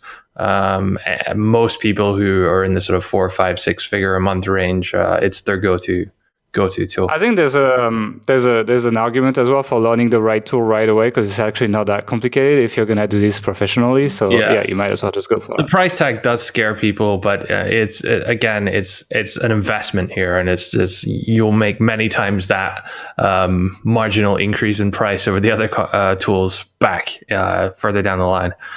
All right, Murphy saying, how do I contact your support? If you have a problem, you can email support@authorityhacker.com. It's staffed Monday to Friday during office hours, European time. Usually people will respond to you the same day. There's also, if you can't log in or, you need a refund or something, certainly do that. If you have more general questions, like what do you think about this internet marketing technique, or how do I do this on my site? You can also post it in the Facebook group.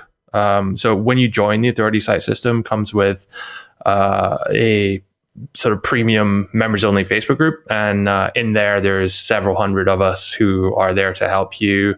Gail and I are in there answering questions. Feel free to tag us if you like.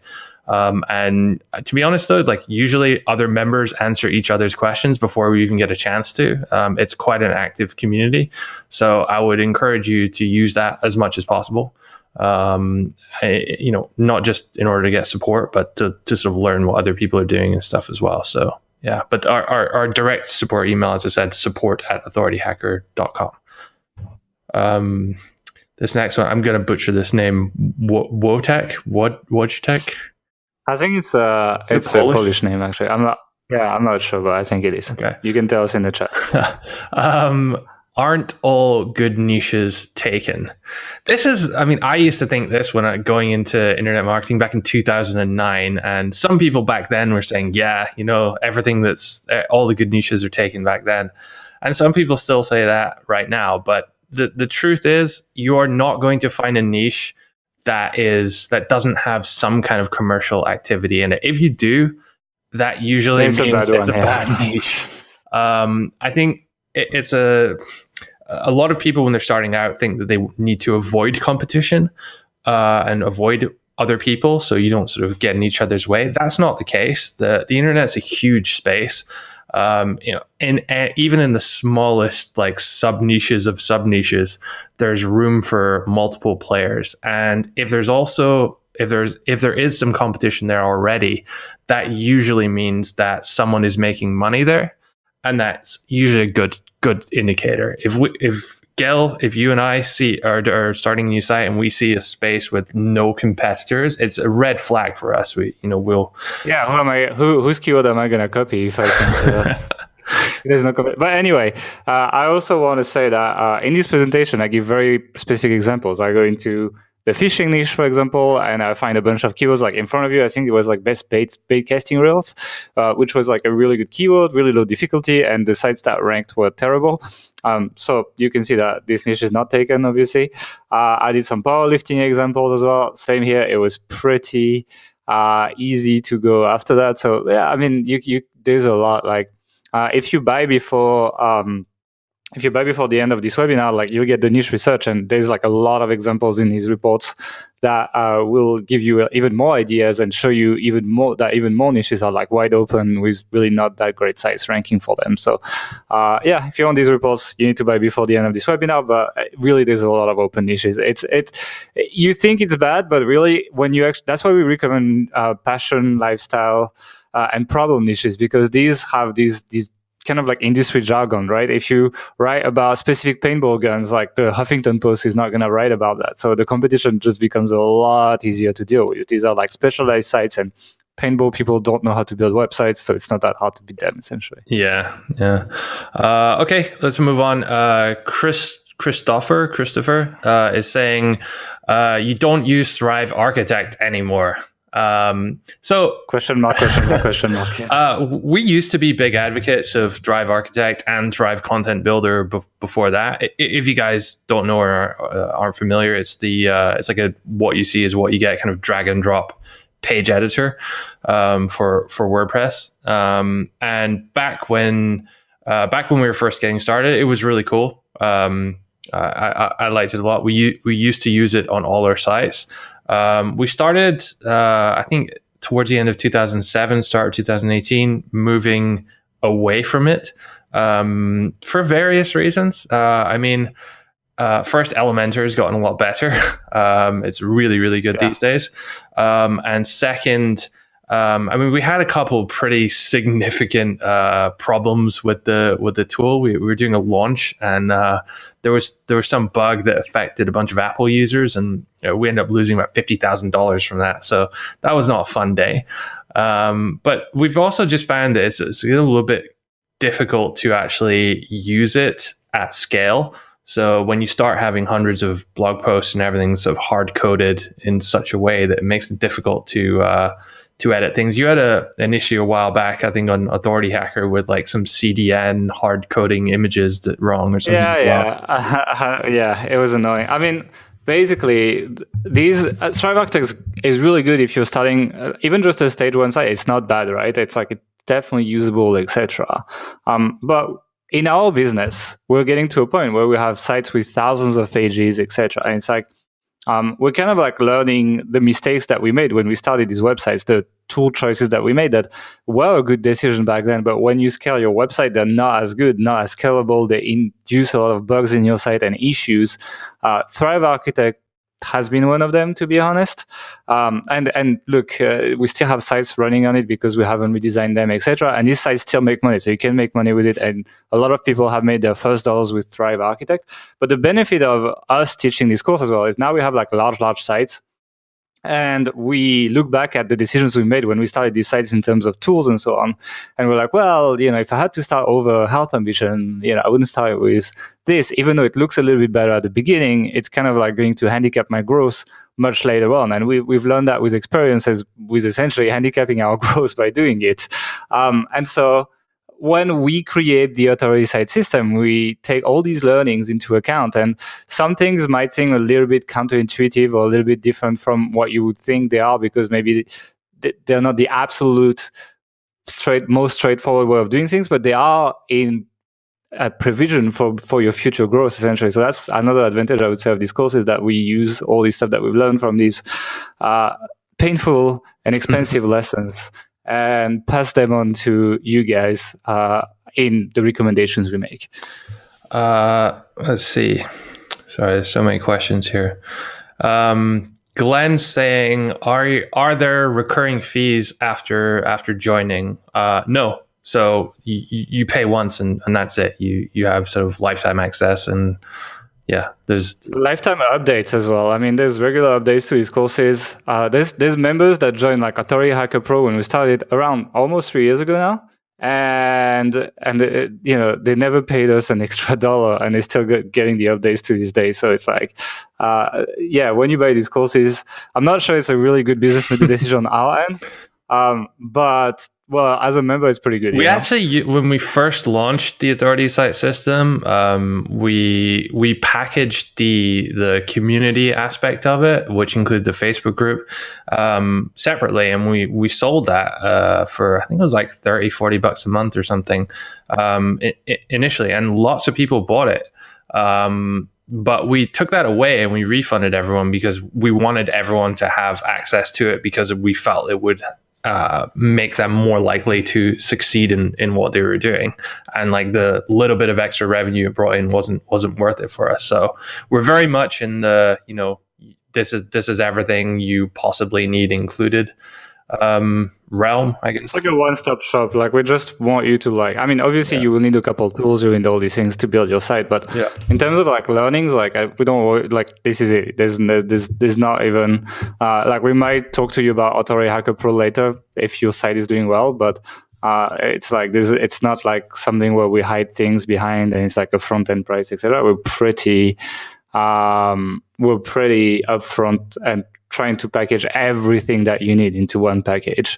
And if you want even more in that package, actually, I'm going to remind you should be getting in before we close this webinar, because you will get the free niche research, the research that we've done for you in various niches that we consider are good niches to start websites in. So it can speed up your process a lot and it can increase your chances of success, because we've done your niche research for you. So if you buy before we close this webinar, which should be another 10-15 minutes, then we will send these to you. And if you buy the Authority Site system after the discount, it's still going to be live for like a couple of days, but this bonus is not going to be part of it. So thanks for everyone that's by the way, I saw a few logs on my other screen of people who bought. So welcome everyone, and let's take more questions. Okay, guys. Just to remember, if you have a question, please just ask it once. It doesn't help sort of spamming your question in the chat there. It's just gonna make it harder to get through everything.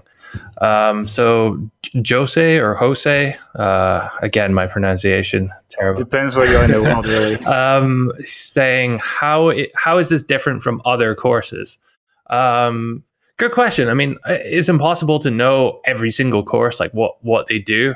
What I have noticed is that there's a lot of courses tend to be very similar, and that here's how to install WordPress, like that sort of technical aspect of things. Anything which is easy to Google is quite practical, but anything which is a little bit more sort of complicated or abstract, I find a lot of courses don't really go into a lot of detail about how to actually do that.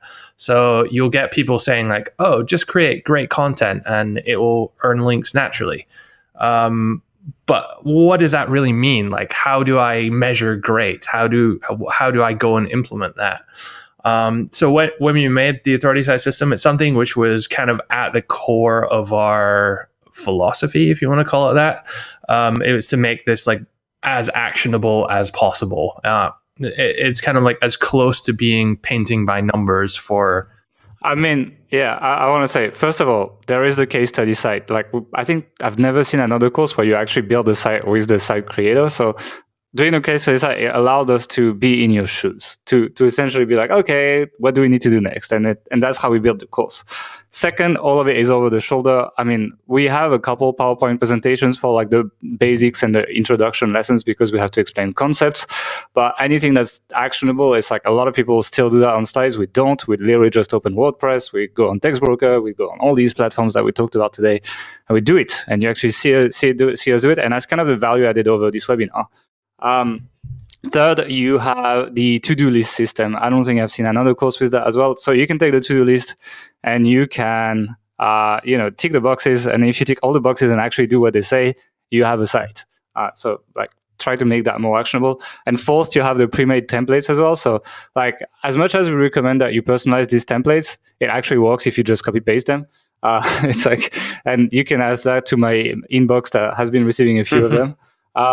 So it does work. And yeah, like how do you make it more actionable when you just have a to-do list, ticking boxes, you have the copy-paste templates, and you're seeing us doing it over the shoulder, and you can just follow click by click. I mean, if there is another course that does it, I'd love to see it. To be honest, I'm going to buy it just to see if they do anything better than us. But otherwise, yeah, it's by far the most actionable thing I've seen. And yeah, I challenge you to send me something more actionable, and I'm going to learn from it and make tasks better if that's the other thing I'd say is that the practical examples we use in the course are from general niches.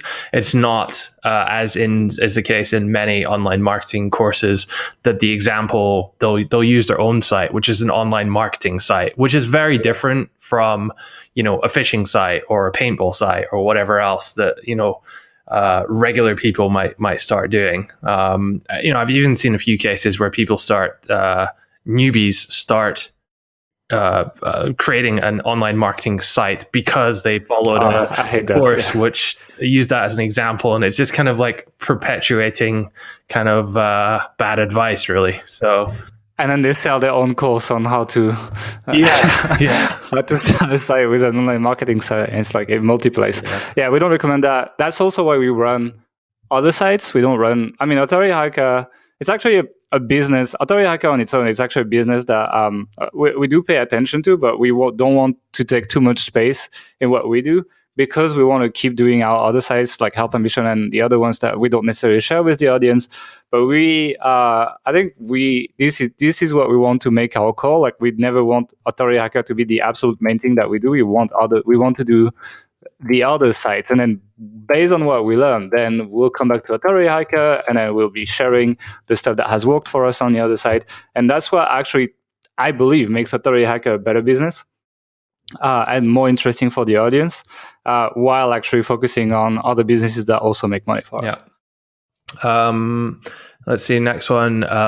Bizhan, do you use Text Broker on Health Ambition? So do we get our content, which we use in Health Ambition, from Text Broker? No.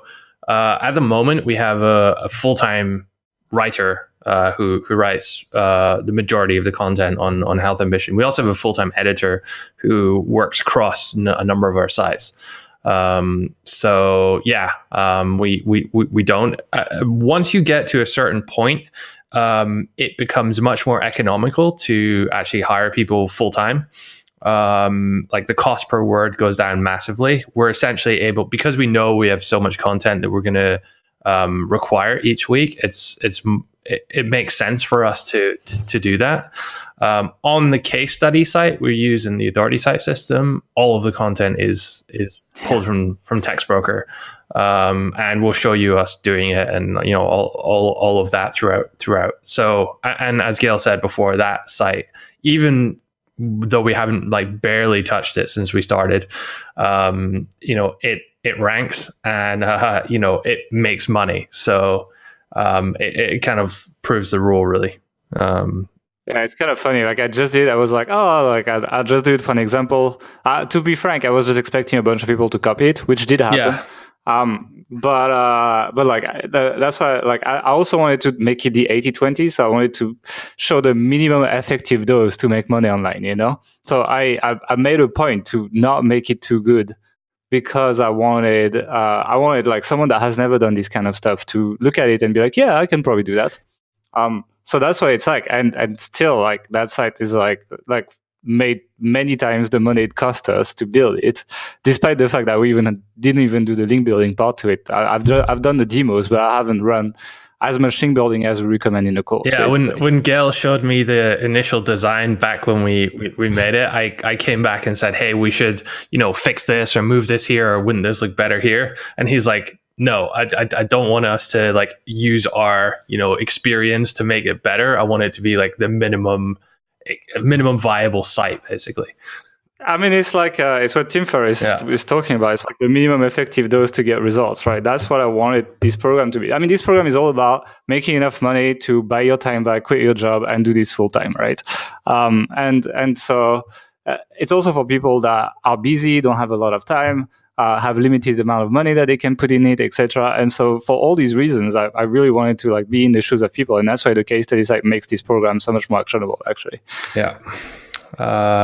Okay, let's see. Still got quite a lot of questions coming in.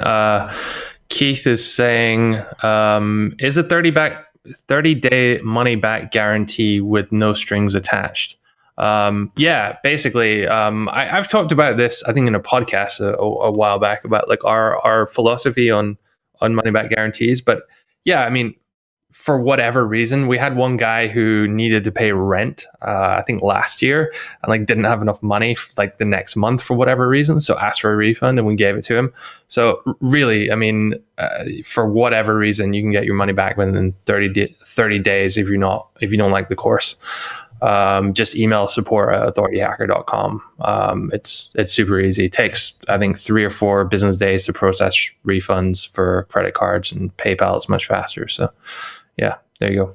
PayPal is basically instant. I mean, usually when there's a delay, it's not because of us, it's because the payment processing does take a little bit of time to do that. As a reminder, though, we do work Mondays to Fridays, so don't email us 4 times on Saturday and twice on Sunday asking for it. We'll get to it. Even if it's the weekend and you're the 29th day, and even if you're a day or so late, honestly, it's fine.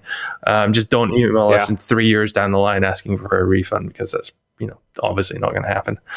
But our refund rate's actually pretty low. So we find that once people sort of get stuck in and get started, it really shouldn't be the case. But it's always there if you want to try it out or whatever. Cody's saying, can complete beginners do this?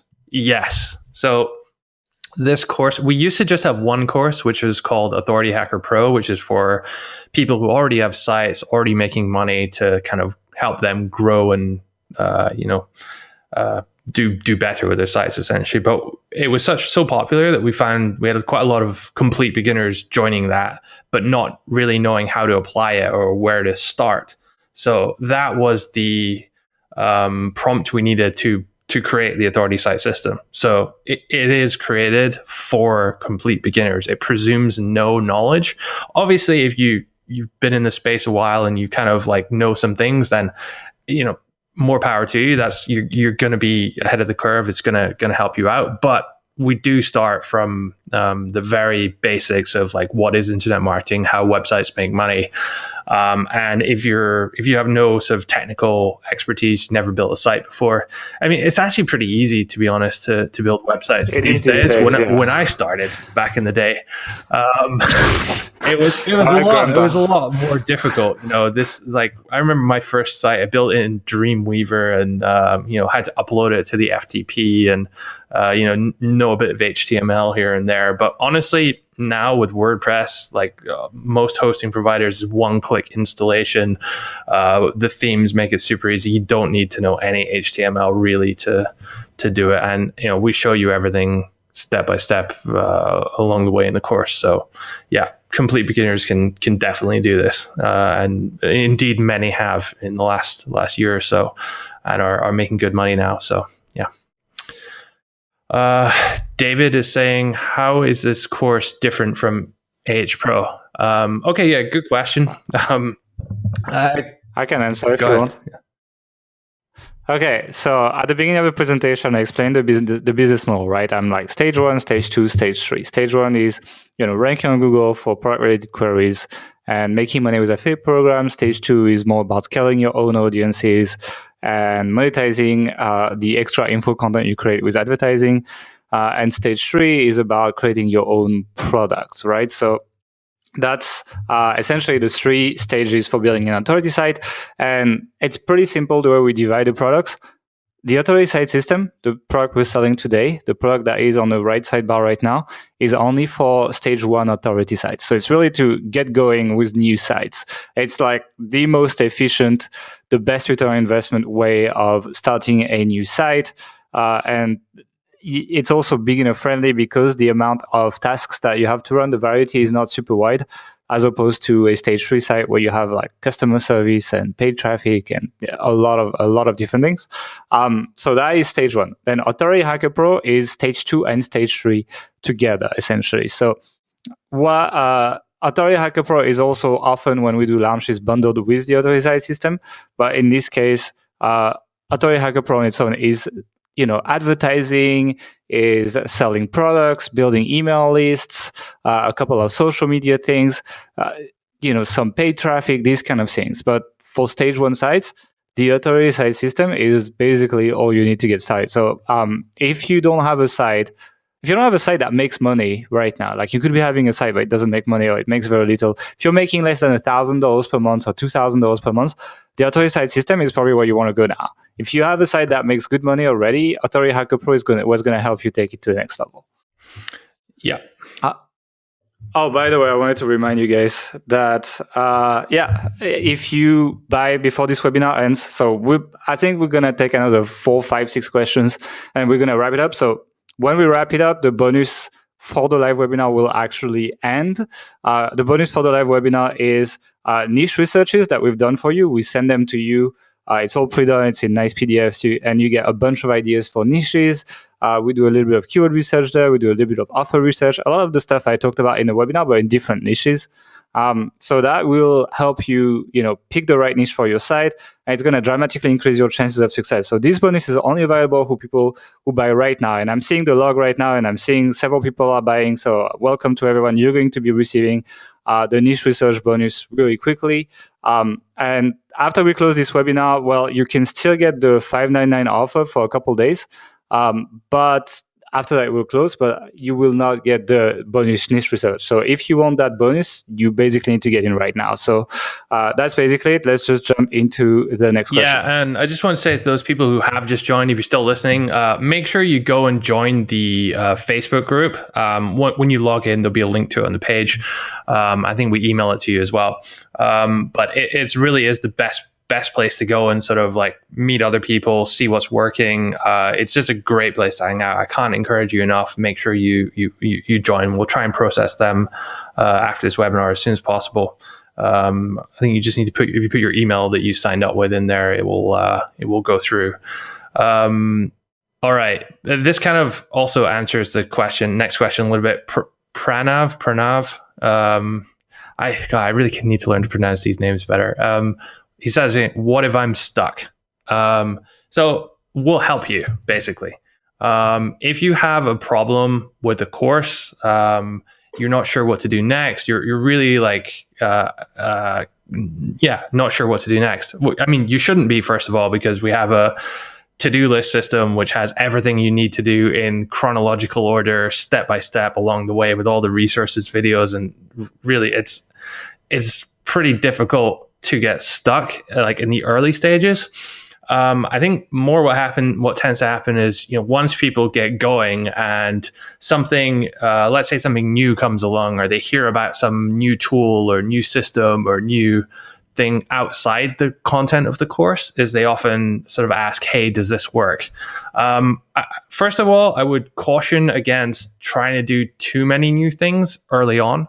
Definitely if you get to sort of stage 2, stage 3, then there's lots of, you need to keep on top of these things. And that's great. But I find that often people will neglect focusing on the core things they should be doing, which is, proper research, getting their site up, creating content, building links, those 4 things.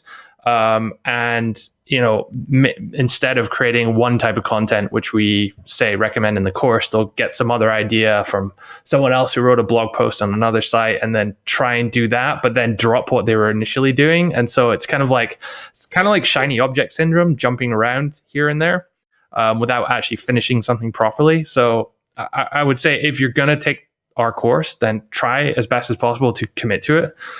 That being said, if there's any part of our course which you're stuck on, again, you can always email support@authorityhacker.com. We'll help you out as best you can. You can always ask in the Facebook group, which I just mentioned earlier. Gail, myself, the rest of our team are in there.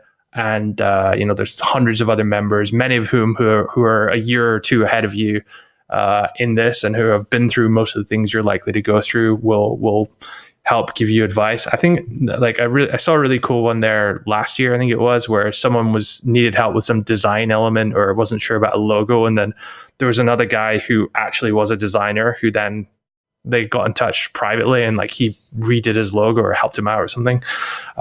So, that's an example of the kind of actual friendships and stuff in this group. So again, can't emphasize enough, join that. It will help you and it'll help you get unstuck in whatever situation you find yourself in.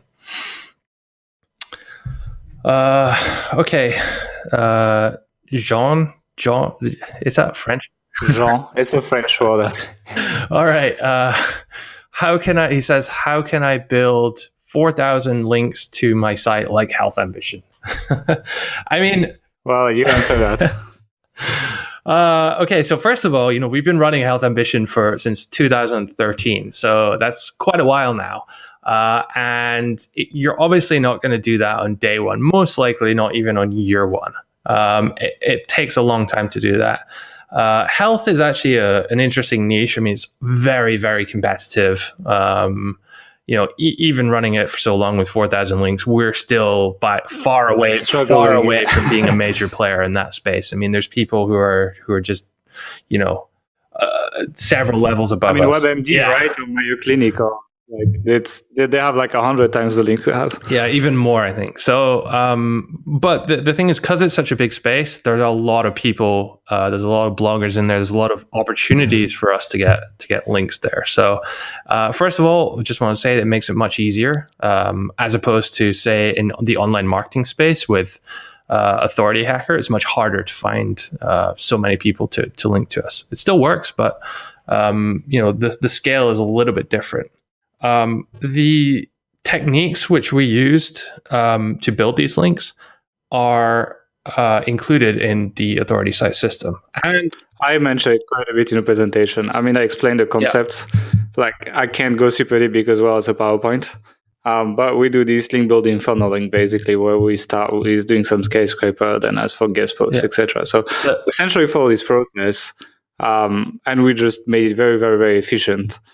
This part I couldn't cover in the presentation, but we cover it more in the Authority system. And really, there's a lot of people think we have some kind of like secret, which we're not telling people, but really it's just following, executing the process and repeating it many, many, many, many times.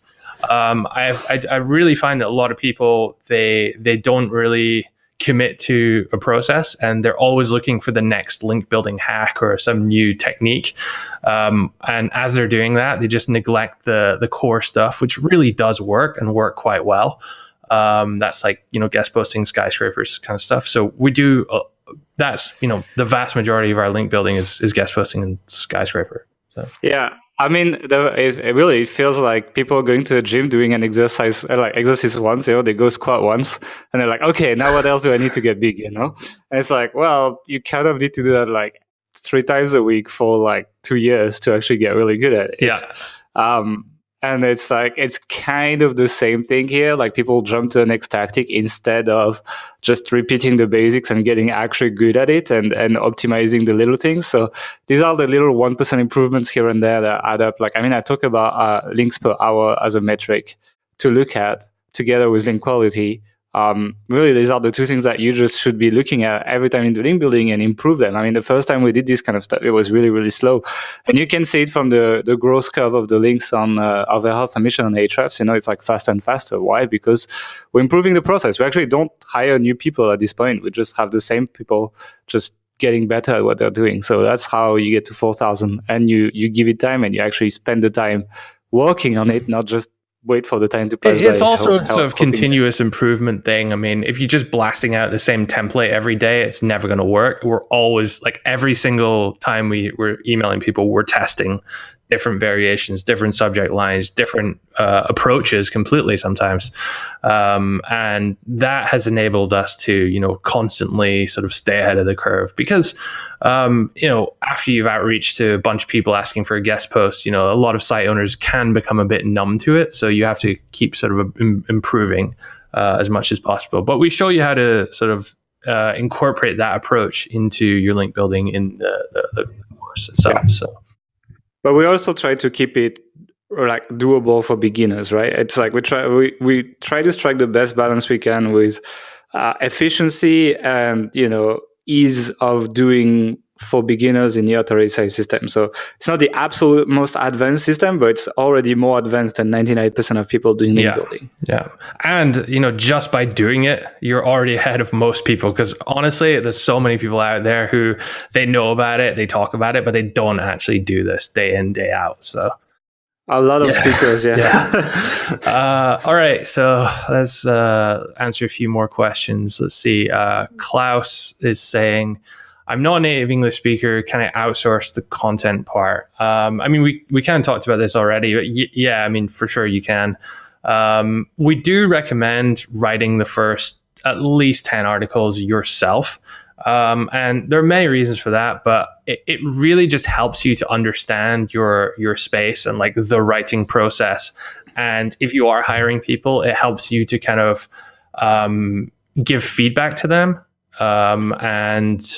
It's just generally a good thing to do. We do that ourselves when we're starting new sites. If Gail is not a native English speaker. He's French. If anyone could not tell, I think a lot of people can't tell. You sound like the most stereotypical French person in the world to me. But I think it's like. But the thing is like. The Anglo-Saxon culture is very tolerant towards non-native speakers, a lot more than French people would be, for example. Definitely. And that it's like you should just not be afraid of even making a few mistakes here and there. I probably mixed this and that a dozen times in this presentation. And people are still here, so I guess it's working okay. Same with Authority Hacker. When we started, I was writing the blog. I was actually worse at English than I am now, and it's still grown. And so you should not be afraid, provided you actually put high quality information what you say. about making a few mistakes here and there. Just do your best, and really, the Anglo-Saxon market is not going to hate you as much as maybe your native country would hate on people trying to learn. Yeah, and there are tools you can use there, free tools like Grammarly and Hemingway app, which they can like really help you out as you're writing, and get rid of 95% of mistakes you'd make. So yeah, I mean, but to answer your question, yes, you can outsource the content, but even if you're not a native English speaker, still recommend that you write at least the first 10 articles yourself. And you never know, if you do that, you might be surprised, like, your writing's actually fairly decent. So, yeah. We answered this question kind of already. A bunch of people are asking in chat about or maybe it's the same guy, how to make $1,000, how long to make $1,000. We answered that. It really just depends on your input. If how much work you can commit to. As we said, Robert, one of the guys who took our course, started a course a couple of years ago, 9 months to make, was it 8K a month or 9K a month? 8,200 or something. Yeah.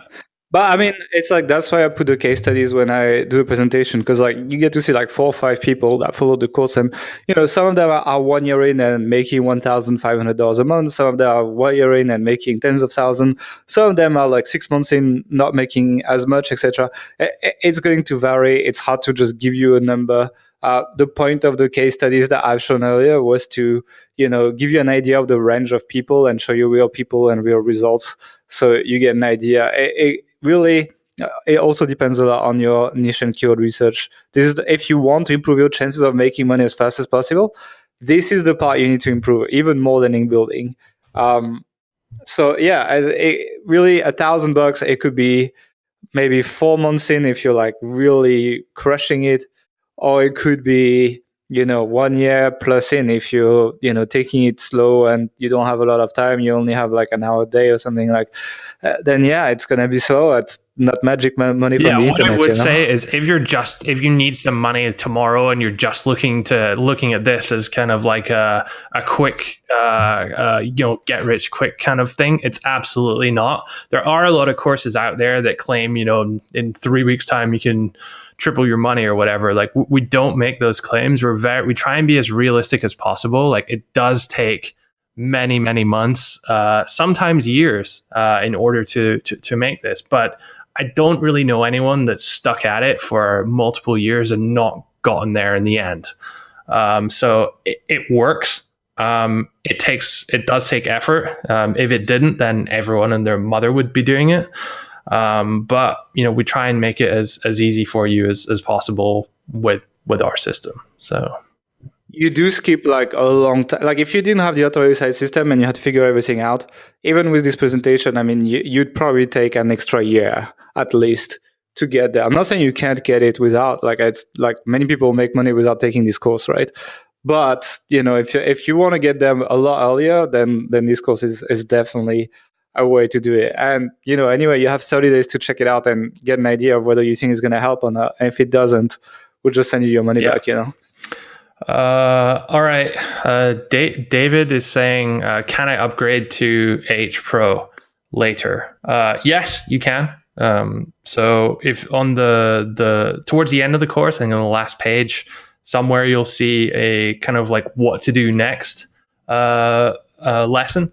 And we talk about the progression from stage 1 to stage 2 and onwards. And there is an opportunity, if you'd like, to upgrade to AH Pro in there. And there's a pretty significant discount on there too. That being said, I would encourage you to focus on actually implementing the authority site system first.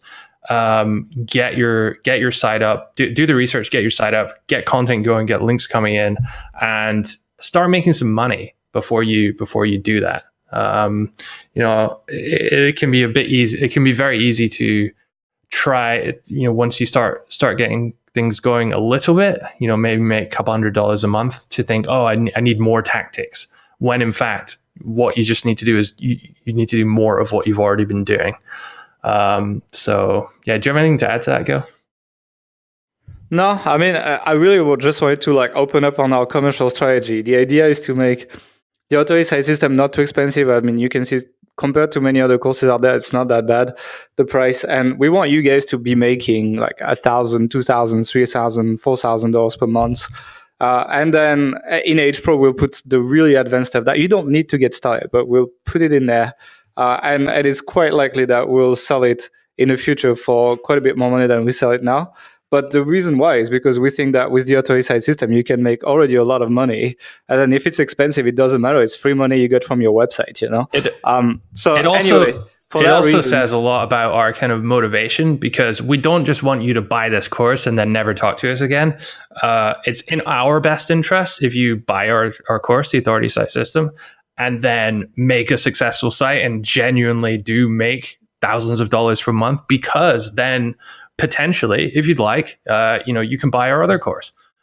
So it's kind of like as you grow and as you make more money, it's in everyone's best interest, but kind of like a win-win scenario there. So I just wanted to add that. Yeah, if you don't make money, like it would be hard to send. Like we can put really like business changing stuff in Authority Hacker Pro and stuff that you don't need when you're getting started. Once again, you don't need it. But it's not something that we want to give away for cheap. And the only way we get you to pay for it is by actually making you make money with your stage 1 site, which is definitely possible. And that, when we start new sites today in our publishing company, we start with stage 1 sites. We start with what's in TAS, actually. So it's definitely where you need to go. You can upgrade. If you want to upgrade today, you can. I mean, you can just jump to the last lesson after you get in and then just upgrade. It's possible. But I recommend that you first get your TAS site going. It's actually, the whole model is also built on webmaster skill progression. So it's also built on you need to learn the basics inside the Authority site system to even be able to follow up on what's in Age Pro. So I recommend that you do it that way. So I think we're going to end the Q&A here because it's been a while already. And I've been talking for a long time if you count the presentation and everything. But I will remind you one last time that if you buy literally, I'm probably going to extend it by an hour in case there is some like technical glitches with the checkout or something like this. So in the next hour, if you buy, you get the niche research done for you. We actually have done a bunch of niche research. We'll send it to you in clean PDF formats with like keyword ideas, with offer ideas, with examples of sites that do well, these kind of things. Well, it's all done for you, so it can save you a lot of money with the Authority site system. And it can also increase your chances of success because we've already vetted these niches for you. So even if you're a beginner, like it's essentially done for you. So if you want this bonus, you need to buy in the next 60 minutes. After that, it's going to be over. I already see a bunch of sales coming in. So all these people that have joined in, thank you very much for joining. And you will be receiving this bonus really shortly. That's basically it. The discount is going to stay up for, I think, 3 days. And then after that, the price is going to go back to $997. So if you want a pretty significant discount on the Authority site system, if you're ready to get started with your website, it's pretty much the best opportunity you're going to have. Thanks for staying this long. That was a long webinar. And we hope to see you inside the Authority site system. Have a good day.